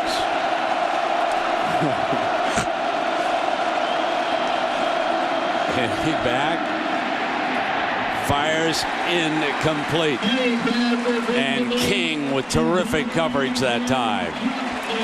Well, they love the seams, and if they didn't get pressure on him that time, Coach, they would have hit it again. They were lucky they got after Henne, or they had another big play. Pretty good coverage by Justin King. Kirkup trying to stay inside on that post route. Played it much tighter, but you're right. The pressure helped right there. Jay Alford, number 13. Again applying the heat. And now from behind, Zoltan Mesko, the Wolverine punter. Here's Williams. Fair catch at the 21-yard line, and that's where the Nittany Lions will put. Well, let's check in on what. That was 6:30 a.m. Oh, wait a second. Just let the video roll here. That was game day. Pick the Gators. They're losing. All right. Good job getting the bags packed. Yeah, good job getting the bags packed. Oh, it's exposed. You guys are killing me. Look at this. You're murdering me. Here we are landing in Happy Valley. Brownies. Life is good. Nice hug. Is that a Mercedes? The Mercedes limo. Now they're going to roll our video, Brent, of getting over here as they boot us out of the hotel. There goes the budget. And meanwhile, there goes another quarterback down to the ground for the Nittany Lions. Darrell Clark was thrown to the ground, and this time there is a flag. Now Lloyd Carr barking. I'll say this, you're looking at the most explosive defensive football team in the country right here, Kirk. Agreed. After the runner was down, dead ball, personal foul, late hit. 15 yards from the succeeding spot with an automatic first down.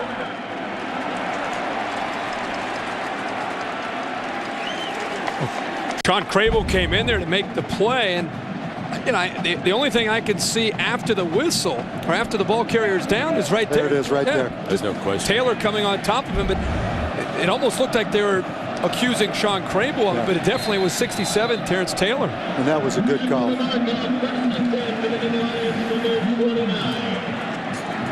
They're not only great, they're nasty. This defense is nasty of Michigan. Darrell Clark, who has replaced the injured Morelli in at quarterback, and the completion goes to Dion Butler with Leon Hall defending him, and we check in with Matt Weiner. Brent, here's a candidate for the Pontiac game-changing performance of the day. Unbeaten Missouri at Texas A&M. Second play of the game. Will Franklin, an apparent uncontested touchdown, but Jordan Peterson punches it loose to force a turnover and prevent 6. That was the final margin. To vote for your Pontiac game-changing performance, just go to ESPN.com. Keyword Pontiac. All right, Matt, here it's 10-3, Michigan. On 2nd down and 6, and Darrell just throws that one away. And they were running after it because they thought it might have been a lateral, but it was not. It was a forward pass. And maybe the mismatch we've seen in college football this season is Penn State's offensive line trying to handle this defensive line of Michigan. And number 80, Alan Branch, if he's not getting a sack, he's getting pressure every single time going up against his Penn State offensive line. It's almost men against boys. And you almost think some kind of option quarterback draw, maybe not here on 3rd down, but on that pass 2nd down to just get them slowed down a little bit up front. Sacked again. And rolling in is Rondell Biggs, his 2nd sack of the night.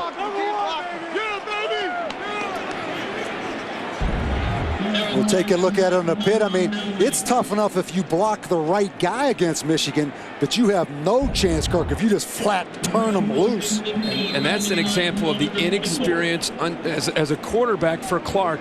Rolling to his left, not even feeling the pressure coming right in front of him. He was locked in downfield, and before he knew it, Biggs was right there for the 7th sack of the night for Michigan.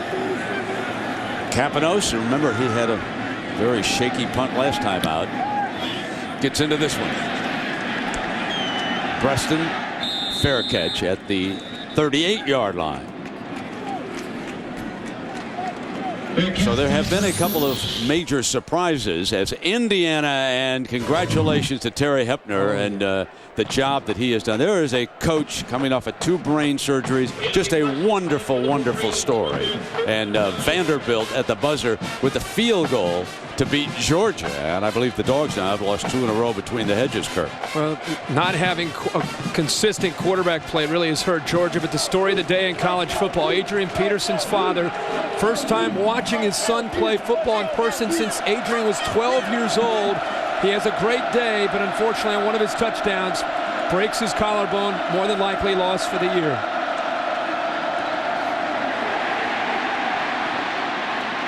That is a major story, but the one that is going to have the biggest implication is that brawl in the game between Miami and Florida International. That will dominate the headlines for 2 or 3 days. Will they sort out the penalties over that? Inexcusable. And I've only seen the videotape once. I don't know what precipitated it, but that was as nasty as I have ever seen 2 football teams during a game go at it. And another dagger for Larry Coker. 2nd down, exactly. And Hart is swallowed on the running play by Ed Johnson. I'll tell you what, we have to talk about this Penn State defense and the job Tommy Bradley has done, the defensive coordinator who's been here 28 years. I mean, this Penn State defense has really settled down and played well, and they've really taken the run away from Michigan. The amazing thing is Tom Bradley had to start over. He lost all of his secondary, 3 of the 4 starters up front, and he's made some moves with the depth at linebacker. And tonight they're playing with a lot of hostility and a lot of confidence against that Michigan front. See what they can do against this 3rd down. Fires, diving reception by number 16, Adrian Arrington. You know, I always felt like Chad Henne released the football too low. This offseason, he worked on releasing the ball, Kirk, 2 inches higher. He used to have a lot of balls batted at the line of scrimmage. I think that's really helped him in his release. And let's go back to our theme early in the game. Mario Manningham not here. Arrington has definitely been the man that has stepped up for the Michigan offense. 5 catches for 83 yards and the only touchdown in this game. Only 13 points. Coming down to a minute and a half left in the 3rd. And there is one deflected. So he did not get that 2 inches higher. Jay Alford, big number 13, bats it away. But isn't it fun to watch, Kirk, the development of a quarterback? Yep. You think of all the ups and downs, particularly at a place like Michigan where they're hard on the quarterback. But you see Chad Henne really has emerged, in my opinion. What a play by Jay Alford, getting off the ground. But this kid's emerged as one of the best quarterbacks in the country. Yep. And the experience now in his 3rd year as a starter helps him in environments like this. But you're right, Jay Alford, the only guy that returned with experience, the anchor up front with a big play. 2nd and 10, the linebacker blitz. Here's Preston, 1st down for Michigan. Look out when he gets free. Close to the 20-yard line as Henne gets it off in the face of pressure. This is another example of what Coach Davey just talked about, arm strength. He starts to move to his right, and without even having a chance to step and throw, he throws a dart to Steve Breston. And you see the explosiveness of Steve Breston after he caught that ball. And the inexperience of King as he gave him just a little bit too much cushion that time. And Henne, 13 of 26 for 167 yards. Hart on the run. Still battling his way toward the goal line. They can't bring him down. A powerful 20-yard run for Mike Hart. And you see why this offense is so tough to defend. The safety, Anthony Scarrato, missed the tackle, but Kirk, they are so balanced as a football team on offense. Outstanding vision and balance. That's the reason Michael Hart's one of the better backs in the Big Ten. That play was designed to go outside, sees the hole, cuts back against the grain for the big game.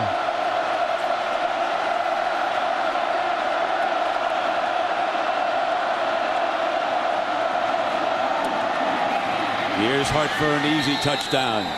And folks, let me say it right now. It's not a 2-team race for number 2 in the country. It's a 3-team race. This is a powerful Michigan football team.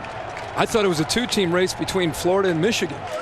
Do not count out USC, my friend. You've been trying to bury him. I have. You know, they're struggling against Arizona State tonight. 21-14. They'll turn it on, though. Don't worry, Brent. They're going to come on. They're catching fire. I want to get back out there and steal some more signals. Come on. And there's Revis. And there's a penalty flag down, so hold on here just a second.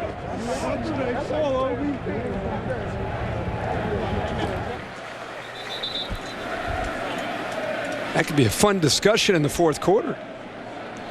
Who each of us think deserves to be the number 2 team in the country. Penn State with 12 guys on the field right there. So just put the extra point up on the board and let's play on. Tell you what. Illegal participation. Defense had 12 men on the field. That penalty is declined. The extra point is good. So 19 seconds left to go in the third quarter. Michigan 17, Penn State 3. You see Michael Hart, we talked about the more carries he gets, the stronger he gets. But I'll tell you what, this team in the maize and blue may have an argument to be the best team in the country. And they get to settle it November 18th in Columbus, Ohio. The dust will settle, and the winner of that game will go off to the national championship. Both teams 11-0. Well, on Monday, November 6th, we're not talking college football right now. We're talking about the country's biggest night in music. Comes to America's network, the CMA Awards, with live performances by Rascal Flatts, Keith Urban, Carrie Underwood, Sarah Evans, and more. The CMA Awards, live Monday, November 6th at 7 Central, only on ABC. You got that XM radio like me? You listen to Willie's Place? I got to let you. I got to give you the story. Country music. Here's how diversified Brent is. Yesterday we were having a conversation with Tony Hunt. Brent was actually talking rap music. No. And Kanye West. And now he goes to Rascal Flatts in the CMAs. Yeah, AJ Walton. Breaking it all It was down. impressive. Well, I don't get those jets. I got to drive where I go. Yeah. I know AM radio in those cars we drive in. AM radio. You guys are killing me with that.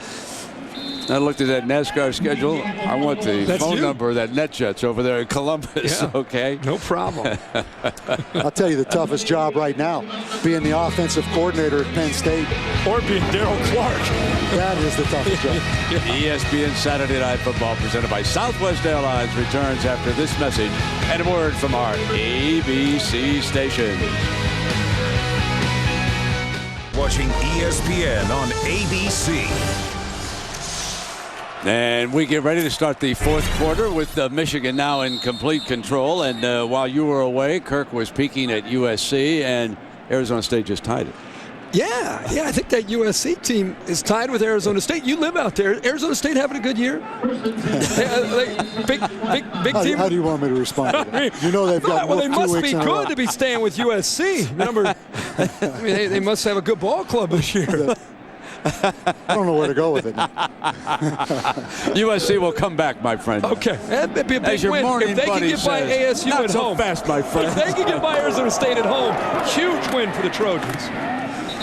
Lisa, what's the word on the Penn State quarterback now? Well, Brent, Penn State officials are now saying that Anthony Morelli did suffer a concussion. He is still on the bench suffering from dizziness and lightheadedness. He is done for the night. I did overhear him say that it wasn't so much the hit that hurt him, but it was his head hitting the ground. Again, Anthony Morelli done for the night. Brent. And so a true freshman now, Daryl Clark, or I should say, let me correct myself, redshirt freshman from Youngstown, Ohio. And he did come into the Notre Dame game on their final possession and played a little bit. So he's had a little bit of playing time, but he'll have to finish up, and he could be in deep trouble against this defensive front. Let us check in quickly with John Saunders. John? With the SportsCenter 30 at 30 update, again, congratulations to the Detroit Tigers. They're headed to the World Series for the first time since '84. Ordonez with a couple of home runs, including the walk-off shot there. And also the game you guys were talking about, that's John David Booty being picked off by Keno Walter White. Takes it 34 yards for the tying score. No, they're fine. They're fine. Trojans are on. Third down and 5. Clark. Incomplete, and there's a penalty flag, though, comes flying.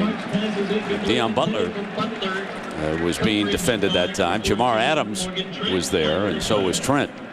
You start to get the feeling the only way Penn State might pick up a first down with this young freshman quarterback is to pick up pass interference. And I think it's going to be on Morgan Trent. Oh, they're going to call it on Penn State? Wow.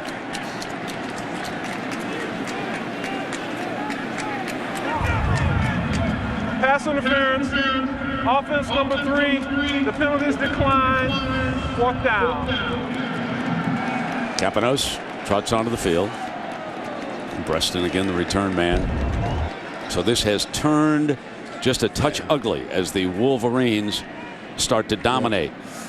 And the speculation will begin as everyone looks forward to that confrontation in Columbus between the Wolverines and the Buckeyes, both undefeated in the Big Ten. If this holds up here tonight, this figures to be the last major test for Michigan, and it'll go out of bounds. Kirk? Seeing Indiana today beating Iowa. Really have to wonder next week in Ann Arbor what kind of attitude Kirk Ferentz's bunch will have. 17-3. It's all Wolverines right now.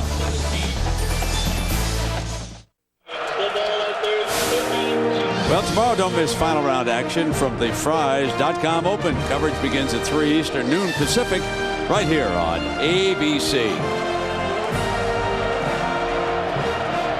And here Michigan and Chad Henne with the ball and 17-3 lead on first down.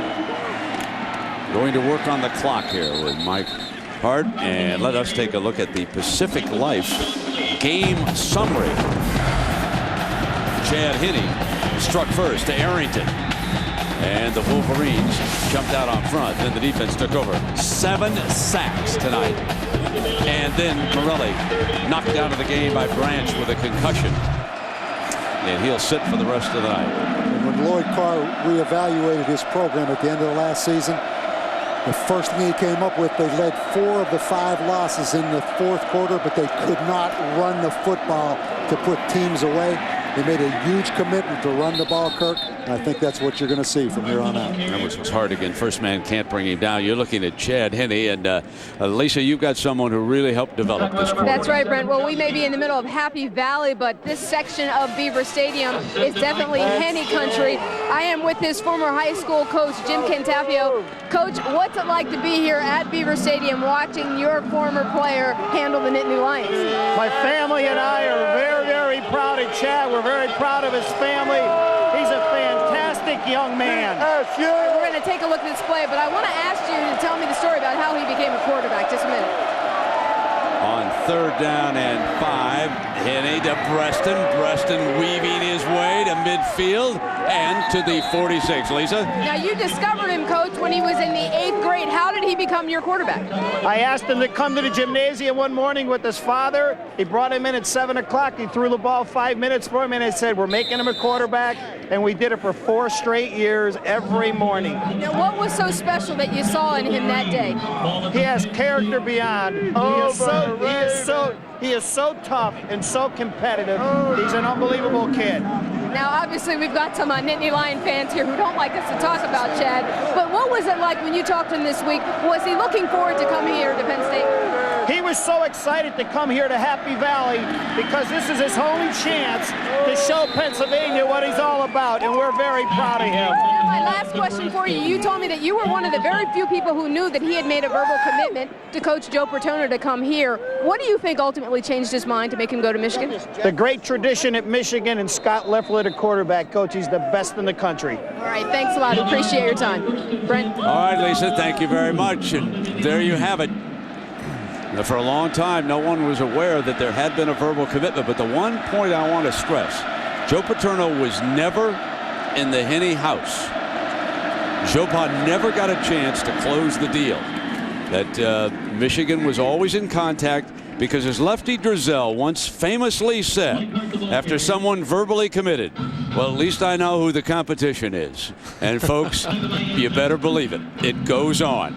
And Chad Henne winding up at Michigan, and that's how Morelli came to Happy Valley, because he was going to Pittsburgh and then he changed and came here to play for Joe Paterno, who's having a tough night.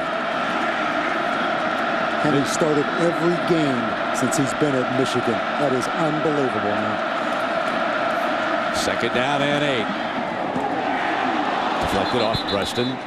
And Matt Weiner with an update. Matt. Well, Brent, there's much debate about who should be number 2, and the way things are going, it could be Michigan because USC is tied against Arizona State, and Florida's just turned it over. Chris Leak, did he throw forward? Auburn recovered, but couldn't cash in on the field goal. John Vaughn goes left. Leak has just thrown another pick, so the lead remains 1 with 35 seconds to go. All right, Matt, there you have it. And indeed, Michigan, this could be a huge night, and wouldn't that be something if 1 versus 2 would take place in Columbus, Ohio. And he's in trouble, sprinting to the left, and brought down. Shaw from behind is on him.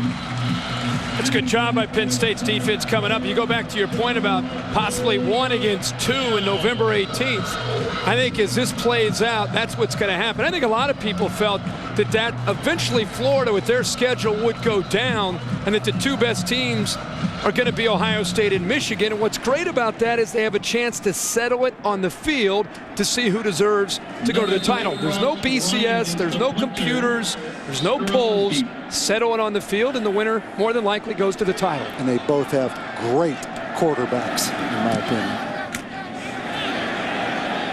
This punt's going to go on in the end zone and come out of the 20. Okay, we're going to take a break, but folks, we want to talk a little basketball. Ooh, who is this Penn State hoopster?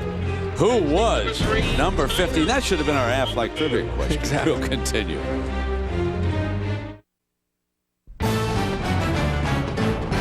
Saturday Night Football on ABC. Presented by Southwest Airlines. The low fare from here to there. It's on Southwest Airlines at southwest.com. Nissan, proud presenter of the 2006 Heisman. Visit theheismanvote.com to cast your vote. The Home Depot. You can do it, we can help. And Outback Steakhouse. Let go of the day. Go Outback tonight.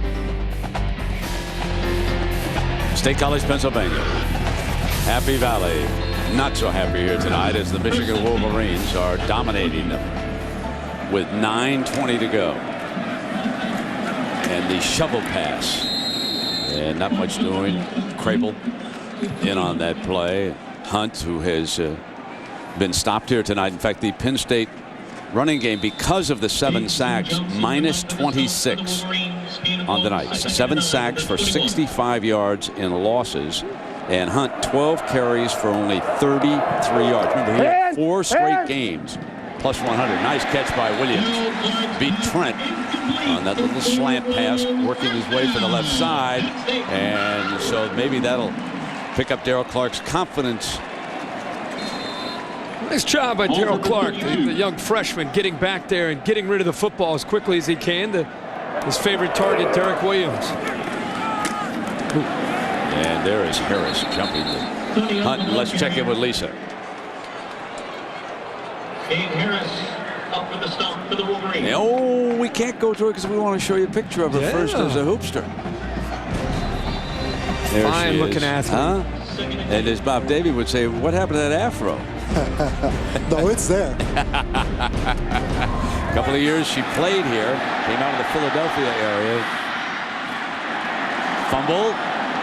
Hunt on the ball, so it doesn't matter. It's still going to be Penn State's football. That was a bad look for me, guys, wasn't it? About 25 pounds ago. You were a pretty good guard, though. I didn't get much action. I was in great shape, though, Brent, but I didn't get much playing time. We had an All-American point guard in our team, Susie McConnell. Yeah. She was our star. Now, how about Ed DeChellius and the men's team? How will they do this year? I don't know. Tough to say. They've been struggling for a while, but they've got a beautiful building. I was over there yesterday, the Bryce Jordan Center. Just a beautiful building. And I don't mean any disrespect to the men's team, but there's nothing but Lady Lion banners all up and down that Bryce Jordan Center. So the men got to pick it up a little bit to catch up with the women. They've always been good. That's disrespect, Lisa. That's not disrespectful. I'm just telling the truth. With a capital D now. I'm just telling the truth. And now we got another quarterback going off, Daryl Clark. I'll tell you what. If I'm an opponent of Michigan, I'm not sure I show these quarterbacks getting ready to play Michigan's defense this tape, because they have put a beating on these two quarterbacks. And warming up now, number 15 is Paul Cianciolo has come in. So Cianciolo from Charleston, South Carolina, his brother, one of the long snappers on the team, transferred him here. So Cianciolo. And that is almost intercepted by Sean Crable. And the one thing that your mind goes back to that game in Wisconsin when Erasmus James got loose on Zach Mills and Michael Robinson up there. It's been that kind of a night for the Penn State quarterbacks here. It reminds, I was on the sideline that night at Camp Randall. You started to almost feel bad for Penn State's offense because of the way they were getting beaten up front. The quarterbacks were taking a beating that night, and this Michigan defense has had their way with the Penn State offensive line. I'm going to be, Galen Hall, Bob, and Kirk, you were down enjoying the biscuits and gravy down there in Alabama when we were talking to Galen. But I got to tell you, Galen was concerned about the offensive line here tonight, and Bob will back that up. Galen said, our best days with this offensive line are ahead of us. Isn't that the message you was delivering to us? Brent. And Michigan's the kind of defense, when you put that tape on, that defensive front jumps out at you. So Galen Hall knew it was coming tonight. Yeah, and they've KO'd two Penn State quarterbacks. Timeout. Some very long faces. The offensive assistants and the Galen Hall there in the middle, and Jay Paterno off the right. Dick Anderson there on the left. That's what the offensive line coach looks like at the end of the day after playing that Michigan defense right there. That stare. It's tough going against these guys. Now Chad Henne and the Wolverines go to work on this clock. 7 minutes to go. The Gators, having lost already tonight, there's going to be a shakeup. BCS standings, first edition, due out tomorrow. Hard to the 30. Let's take a look at the ESPNU All-State Standings Review. And I am told that Mr. Herbstreit picked Florida to win and to beat Auburn. Yes, I did. So did Lee Corso. We thought the passion of Auburn would keep it close with their fans, but Florida's talent would prevail.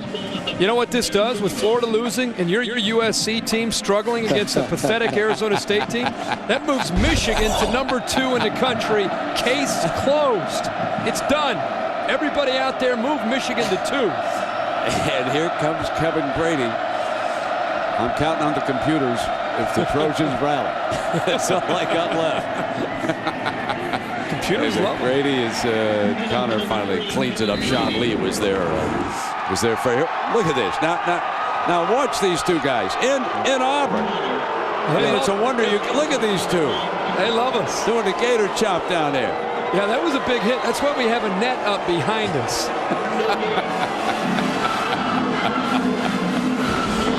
Oh, mercy. 17-3 here, Michigan. With a stranglehold and 5:40 to go. And Mike Hart, you can't say enough. And, we've all looked at the tape of this Michigan team, and it jumps off, like Bob said. When you watch this front seven, you say, uh-oh, that might be the best in the country.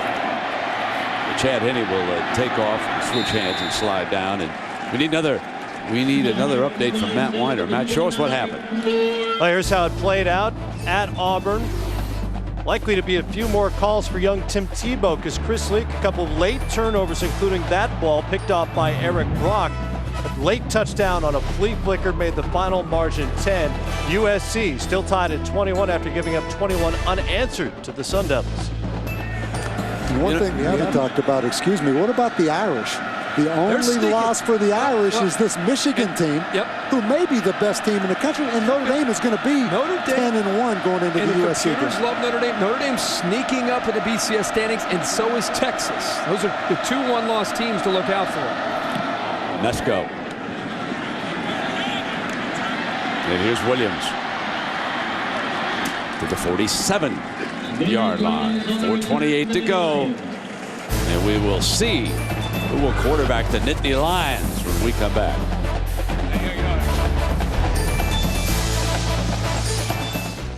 Arizona State 21. So Paul Cianciola, the sophomore quarterback from Charleston, South Carolina, who made his debut a year ago against Cincinnati. Also played Central Michigan, Minnesota, and Illinois. Back in the game, Derek Williams, the receiver there. He was a highly recruited young man at Fort Dorchester High School, and he was the South Carolina 4A State Offensive Player of the Year down there when he passed for better than 3,000 yards and 30 touchdowns. So he's a young man, and this is a tough place to get some reps. A little bit short of the first down. Williams couldn't break free. Got a great story about Joe Paterno. I asked Tommy Bradley, how does Joe handle the stress? Tommy Bradley said, Joe doesn't feel stress. Joe creates stress. In other words, he delegates the stress down to the assistants. That's the key for longevity in this profession now. He's had a tough time of it against Michigan. There's only 7 schools, I believe, who have a winning record against Joe Paterno through the years. And Michigan now with his 8th straight win. Good screen pass. And Hunt weaves his way, breaks free, end zone, touchdown Nittany Lions. And hold on, everybody. Hold on now. They are one big play away from drawing even in a game in which they were being dominated. That's a 43-yard touchdown. Cianciola to Hunt, and the onside kick will be next. So don't go away. I think Michigan's defense went away there, and they got caught with their guard down a little bit, and this Penn State offense not giving up. And a lot of these hardy fans are still here, as Kelly with a big extra point makes it a 7-point game. We got 3:18 because Tony Hunt ran to daylight. The final 3 minutes of drama about to unfold.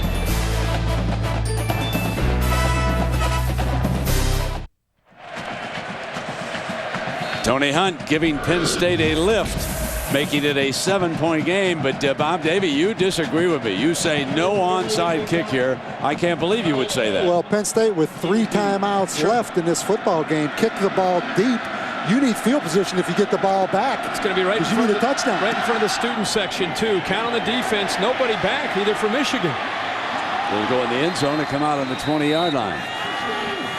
This is about the best throw for Cianciola to throw here, where he just dumps it to Hunt. But look at the blocks downfield. This does not look like the same Michigan defense that we have been watching for the entire football game. I don't think they played. I think they thought the game was over.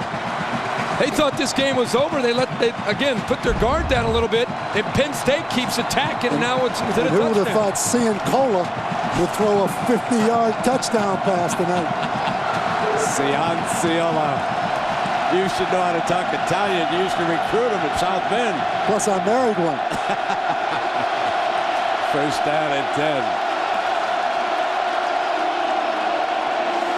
Here comes the big handoff. You knew what was coming, and they were ready for it. Lost yards that time. Tim Shaw. And a reminder, stay tuned for your late local news immediately following the game over most of these ABC stations. And then over on ESPN, Sports Center will have all the day's highlights and scores. You'll find out how Adrian Peterson broke his collarbone on that dive into the end zone for Oklahoma. You'll see that brawl. You'll see the brawl that unfolded between Miami And Florida International.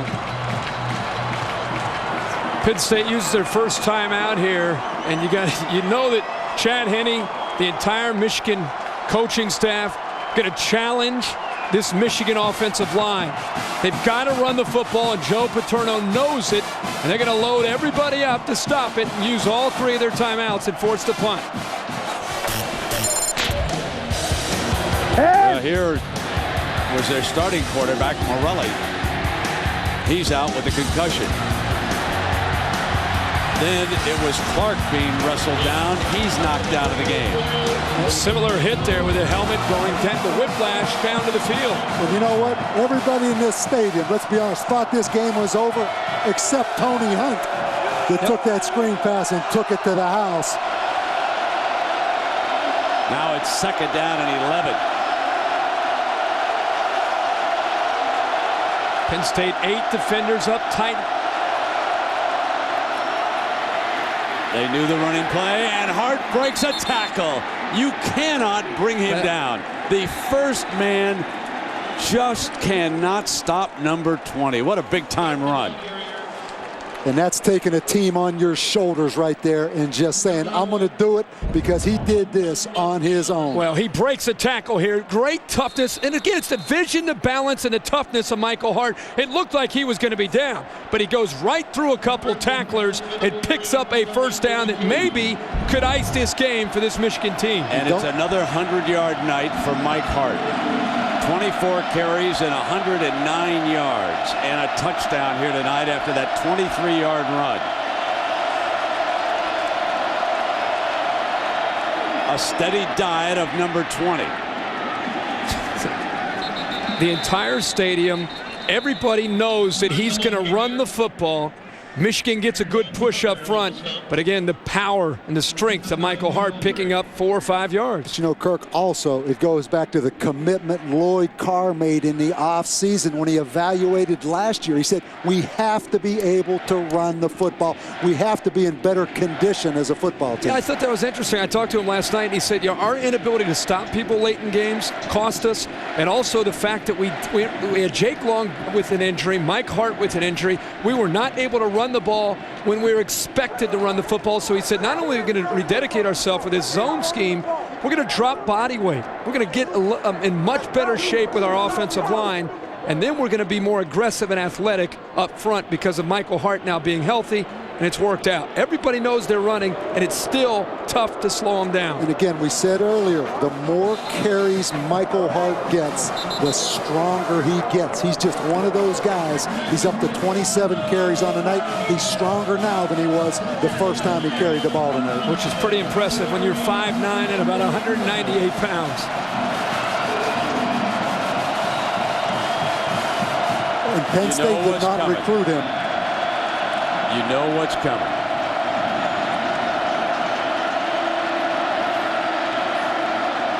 And Mike is not sure.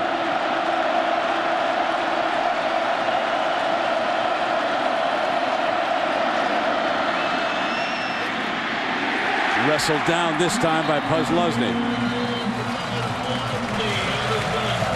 Brent, that might have been the first time you've called his name as far as having a big impact on a crucial play. And now at this point, it's do or die for this Penn State defense. They're not able to get to him. The second level, Adam Krause not able to get to him. And the speed of Puslesny closes in. That time they were able to stop Michael Hart. Last time out here for the Nittany Lions. So reminder to stay tuned for your local news immediately after the game over most of these ABC stations. Then over on ESPN SportsCenter we'll have all the highlights of the day. The Detroit Tigers moving on to the World Series. Maglio Ordonez with the 3-run homer in the bottom of the ninth, the walk-off home run. They'll have that story for you a little bit later. Penn State must stop them here. And you go back to the decision not to attempt the onside kick. You have got to give yourself a chance. Well, they've had plenty of chances. They just can't tackle number 20.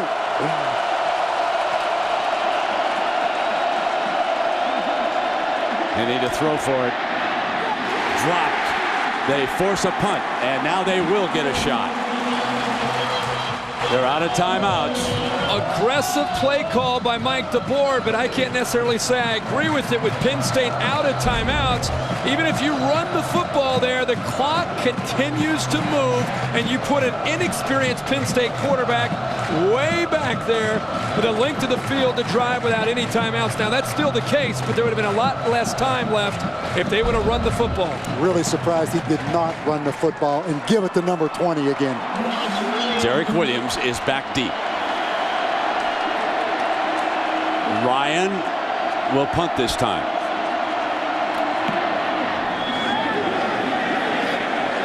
Williams to take a shot at it. And a fine tackle by Charles Stewart. And let's check in with Madigan for an update. All right, Brent, out in L.A., USC, a methodical 74-yard drive, 14 plays, ate up nearly 7 minutes, and Chauncey Washington does the honors. He's up over 100 yards. It's 28-21. We'll get you out there, if we can, when you're finished in Happy Valley. All right, Matt, and 1:44 here, and we will be finished. But meanwhile, Cianciola who threw for a touchdown, short drop, and covered, stayed with it, came up firing, intercept, no, dropped. Jamar Adams had a shot at it and couldn't hang on. That was game over right there, and he let it slip away. This is like throwing chum over the side of a boat right now for Michigan's defense. They were so excited to get to him. A couple guys just ran right by him. Well, they brought it zone pressure. Look at this. They ran right by him. Wow. Woodley gets in there, and then with the inexperience, he just puts it up there. Look at the blitz here from the outside from Harrison. That's a no-no, throwing it up in the middle of the field, just throwing it up in the air. 2nd and 10 from the gun. Cianciola fires, and it's caught at the 28-yard line. Norwood makes the catch. Trying to slow it up was Ryan Mundy, the safety. Kind of wonder how many reps does Cianciola get in practice working the 2-minute drill? He was probably Chad Henne all week on the scout team against the defense. Far sideline, and the receiver, Butler, had to turn into the defensive back that time against Leon Hall. Leon Hall, who has 11 career interceptions, was about to make number 12, and Butler shut down on him. Let's like that, folks. He just went tackling on that one, baby. Well, yeah, that's offensive pass. I mean, it looks like a defensive back on interference, but that's offensive pass interference. Not offensive interference? Okay. If I'm Penn State right now, I'd throw the flanker screen and give one of my wide receivers a chance to make the first down with his legs. I do not draw back and throw the football. Get it out of the quarterback's hands. Screen to Hunt. That worked well. Here's your ball game.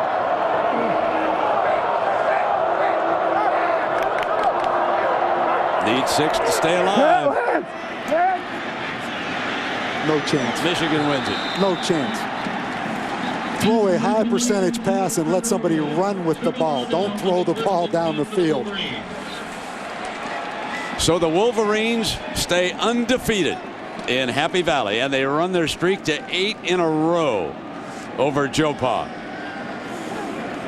And now the debate will begin over who's number 2. USC, Michigan, West Virginia. The computers do not love West Virginia. That was pretty obvious. And there's Anthony Morelli, who was knocked out of the game with a concussion on one of the 7 sacks by the Wolverines here. And let's take a look, Kirk, at our Chevrolet players of the game. And in recognition of their efforts, Chevrolet will make a $1,000 contribution to each university's general scholarship fund. The final seconds ticking away.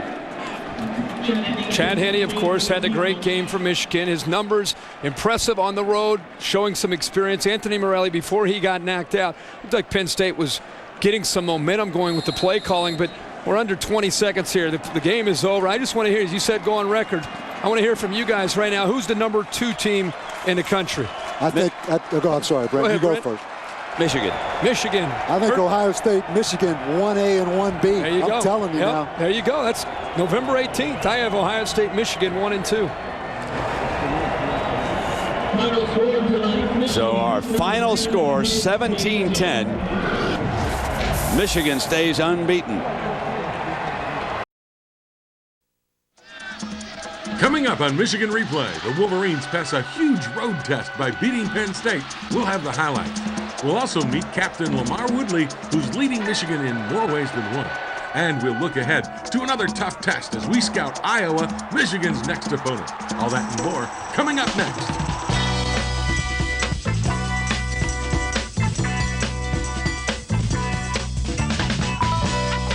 Michigan Replay with Lloyd Carr is brought to you in part by Diet Mountain Dew. How Dew does diet. By Pontiac, official performance machines of Michigan and the NCAA. By Gatorade Thirst Quencher. Gatorade, is it in you? By LaSalle Bank, proud to support the University of Michigan football program. LaSalle Bank, making more possible. And by Big Boy Restaurants. Oh boy, Big Boy, celebrating 70 years as your hometown family restaurant.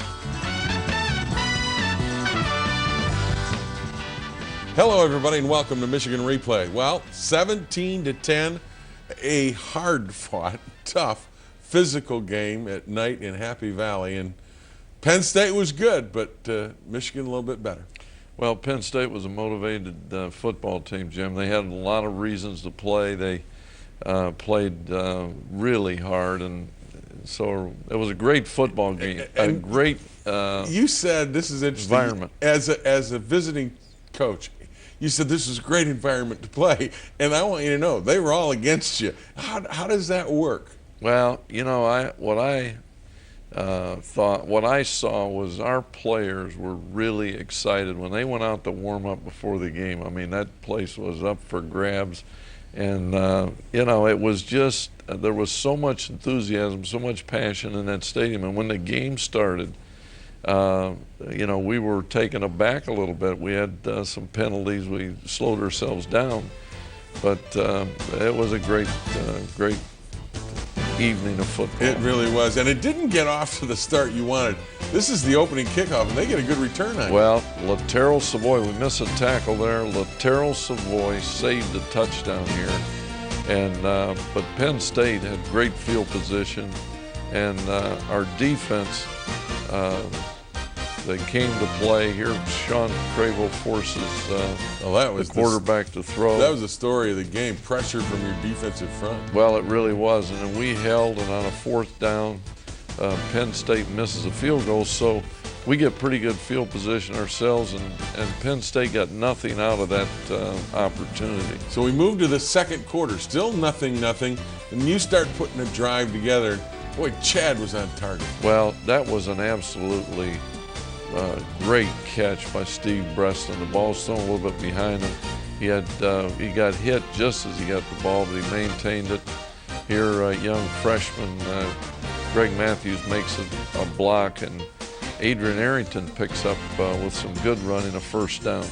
Here, Breston gets a little swing route and almost breaks it. Well, he got an excellent block there from Adrian Arrington. That's the thing I like all year long. Our receivers have done a good job blocking, Jim. This is a huge third down conversion. Well, you know, we didn't run the football very well in this game compared to what we have. The yardage was hard, but that was a big pickup there because it kept the drive alive. And how about that for a throw? There wasn't much room there, and Henney just threads the needle. Well, we had good protection all night. I thought our line did a great job, and Adrian Arrington came up with a couple of outstanding catches. And here's the story of the game. Pressure. Morelli he was under fire all night by your entire defensive Well, side. we had a lot of guys get sacks, and we had 6 or 7 sacks, and here Lamar comes up with another one. Terrence told me before the game, I asked him, I said, when are you going to get a sack? He said, tonight, Coach. Yeah, he got one. And he did. Then we moved back to your possession. Here's another pass complete to Arrington. Well, we got good field position again with this catch. We got a 1st and goal on the 9 and ran for decent yardage, then came up short on a couple plays. But Garrett Rivas, who's having an outstanding year, got good protection and made it 10-0. We got 10 points there in the second quarter. And you've got them backed up. This is the play that got them back in the first half, an interference call. Well, I agree. I think Morgan was playing the football there. I think their feet caught up, but the call went against us. It was a big call because now This is one of 2 screen passes. There we let the ball outside, and this screen pass was a big play in the drive. And then they get some protection. The scrambling quarterback makes a good throw down here to the 19-yard line, and they're knocking on the door. The one thing you do, though, is you don't let them in the end zone. Good defensive coverage there by Engelman, and they're forced to go for a field goal. Brandon made a great play there, great drive on the ball, knocked it loose, and we come out of there with only a field goal, which after they drove that ball the length of the field, Jim, and our defense had played so great up until then that we knew at the half it was still a ball game. Yeah, but you dominated. Was it disappointing that you dominated that first half fairly well to only come out with that 7-point lead, a 1-score lead? Well, I think we at least felt by the end of the second quarter, that we had started to run the football some, because in that first quarter we couldn't run it, and we had to throw it, but we did make some yards throwing the football. Well, in the second half, the Wolverines put it away. We'll be back and take a look at those highlights. But first, we hear from Adrian Arrington talking about picking up the slack for the injured Super Mario Manningham. We know we had to pull up the weight for Mario, that was big-time production that was out that we were missing. I think we did the job. Me and Steve came in, just try to make plays, keep drives alive.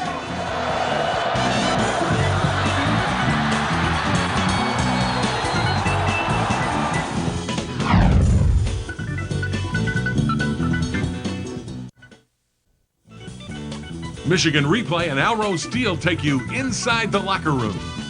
Any road game in any environment like this, we kind of put the game on our shoulders as a defense because it's extremely hard for the offense to operate. So we just try to do our best to not allow the offense to score as least points as possible.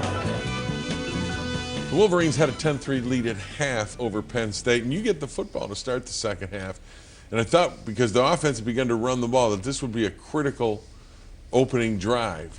Well, it's one of the things one of the reasons you defer, so you can get the ball in the second half, hoping that you've had enough snaps and you can move the football, but it didn't work out that way, Jim. But your defense continued to play extremely well. Here's a big sack there by Tim Jamison. Well, Tim, I think, back to full speed and getting better every day, and makes a big play there.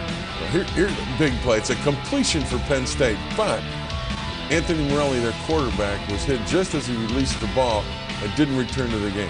Well, anytime you have a guy get knocked out of the game, you hate to see that as a coach and as a competitor, and yet, it's part of the game. Now, they had to come in with Darryl Clark, who was their backup, and he has problems with pressure again as Rondell Biggs gets it. Well, you see, Jim, it's of course we had a lot of guys play well, and they played well together, but everybody is in on it. It's not one guy making all the plays, and there is a big play, one of the biggest plays of the second half, maybe the game. Adrian catches a slant for a first down, and here I think Chad makes one of, if not maybe his best play of the game. Scrambled out of trouble, got rid of it. Steve got up the field, got good field position. And this is just Mike Hart at his best, isn't it? Well, he ran off tackle right to the right side. A lot of guys helping him get down to the 1-yard line. Get down to the 1, and then you punch it in. This is a big touchdown.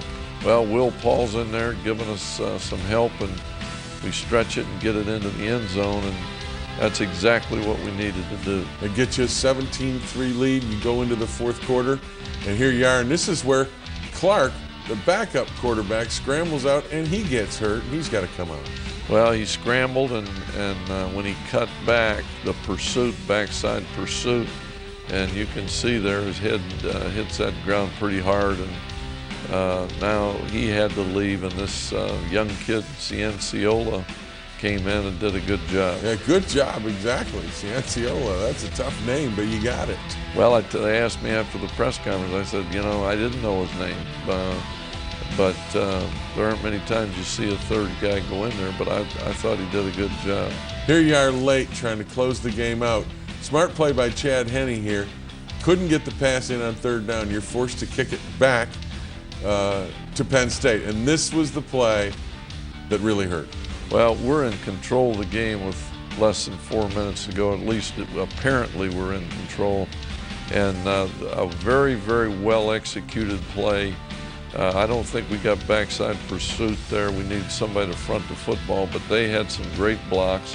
And now this game is up for grabs. And Michael Hart, again, a big play there on a 2nd and 11. Gets 23 and helps you burn some more clock. Now you have to kick it back to them. They use all their timeouts though, and this is their 4th down last gasp try.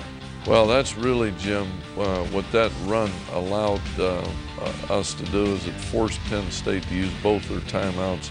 And now when they got the ball back, they didn't have any timeouts left. 17-10, the final. And as you said after the game, that was a hard-fought, extremely physical football game.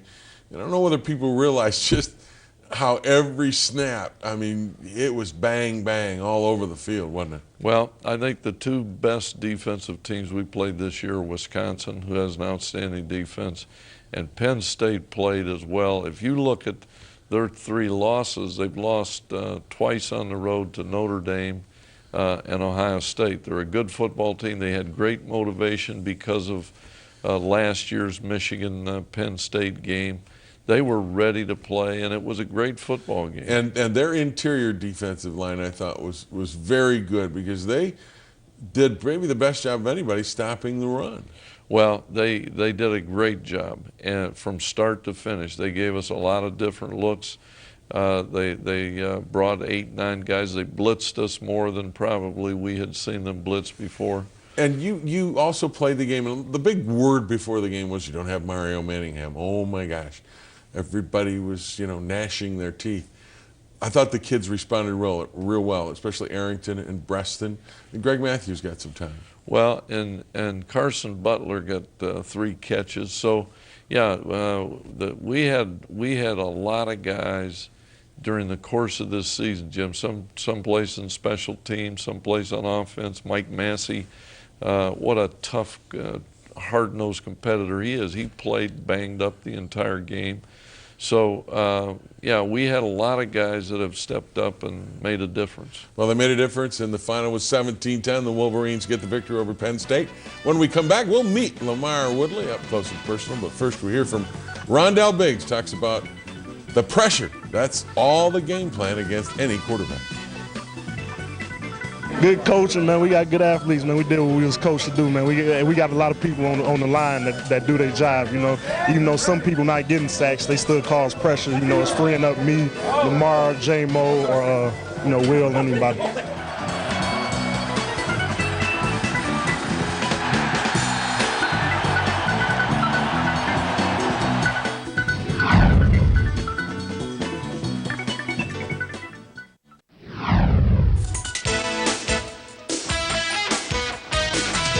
Lamar Woodley has been a standout since he arrived at Michigan as a highly touted high school star from Saginaw. He got 2 starts as a freshman and has made plays for the defense in every game. Now as a senior, he's been elected captain and embraces the role as a leader. But Woodley believes leadership does not start when you're a senior.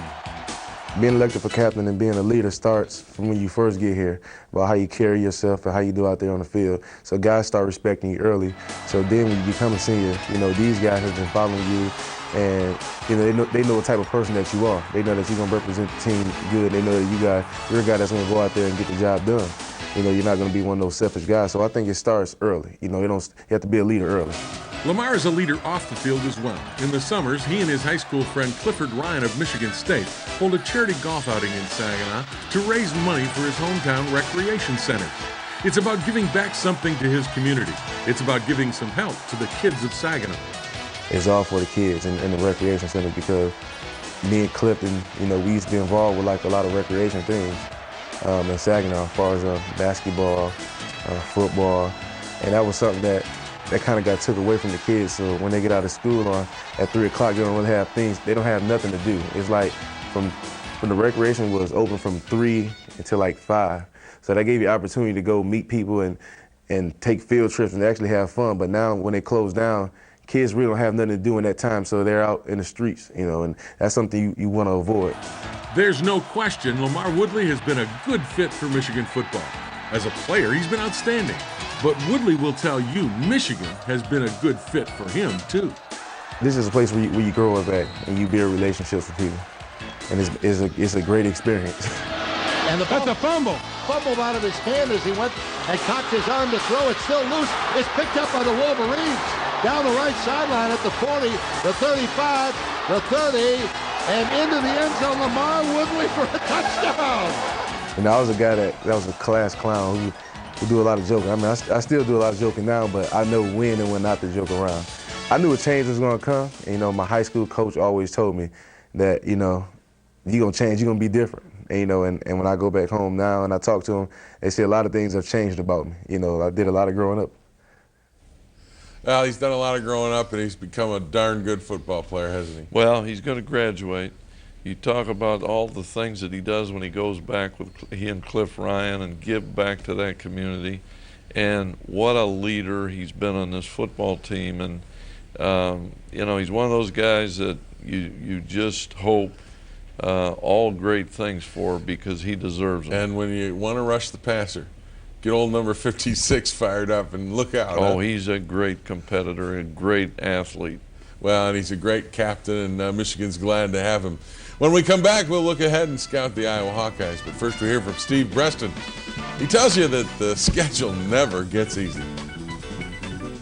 I feel like the gauntlet's the whole season. I mean, it's like, can't say you're almost done. You respect every team in the Big Ten.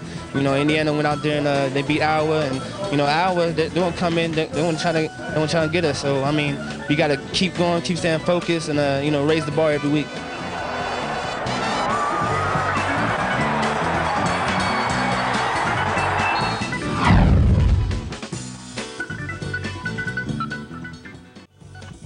Michigan Replay and Alro Steel take you inside the locker room. Coach Carr says it's best, keep raising the bar each week because what Iowa did today isn't going to be the same team that's going to come into Michigan Stadium. So we got to prepare for their best and expect their best. Just heard from Chad Henne. You got these kids working the whole thing out. Coach Carr says this and that's what we're going to do. You got that thing working, man. Well, they're working, Jim. Yeah, they're working. Well, so are you now. You and your staff we're all are working hard. Yeah, but they're doing the plan. Yeah, and you got to continue to work hard because Iowa comes into Ann Arbor, and I don't care what happened against Indiana Saturday.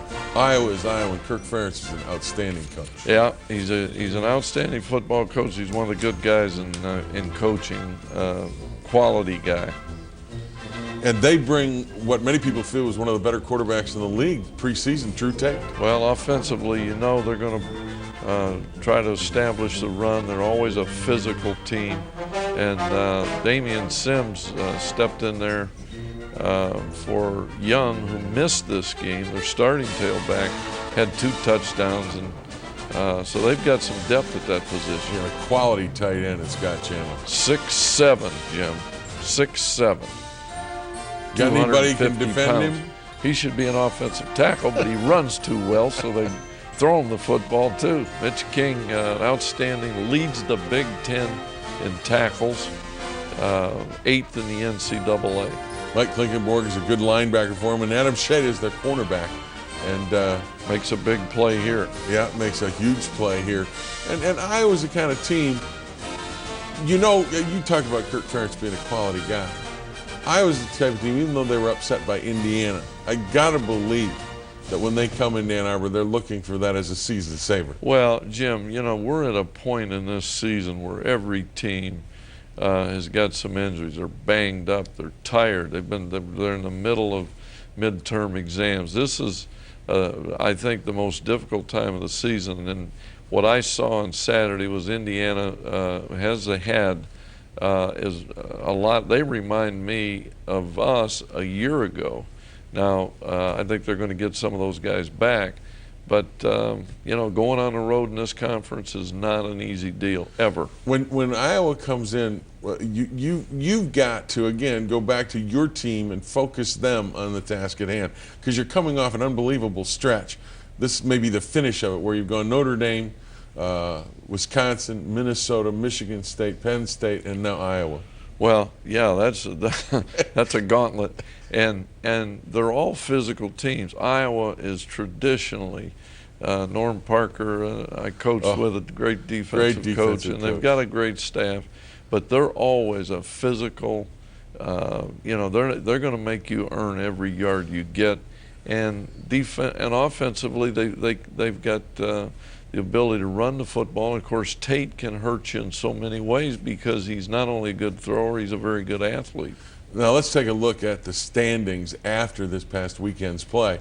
And, here you are with Wisconsin 1 loss, Purdue and Indiana 1 loss. You are top with Ohio State.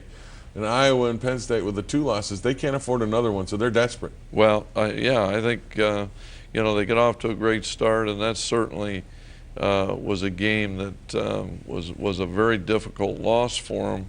But, as you look at Indiana is, they're resurging. That's for sure. And they're getting confidence for Coach Hepner. There's no question. I heard him on an interview after the game, and he talked about, that they're a shooting rocket, I think he said. Well, it's Iowa first. And Iowa. And Indiana absolutely. A little bit later. Well, you're talking about the schedule. Well, I know that, but now we got to worry about Iowa first, right? Yes, we do. You make sure you worry about Iowa, too. Come back here, same time, same place. Next week, we'll talk about Iowa and Michigan on Michigan Replay. Michigan Replay has been brought to you in part by Abso Pure Water, delivering quality bottled water since 1908. By Sirius Satellite Radio. By the University of Michigan Alumni Association, uniting the leaders and best. www.umalumni.com. By State Farm, providing insurance and financial services. And by Pontiac, official performance machines of Michigan and the NCAA.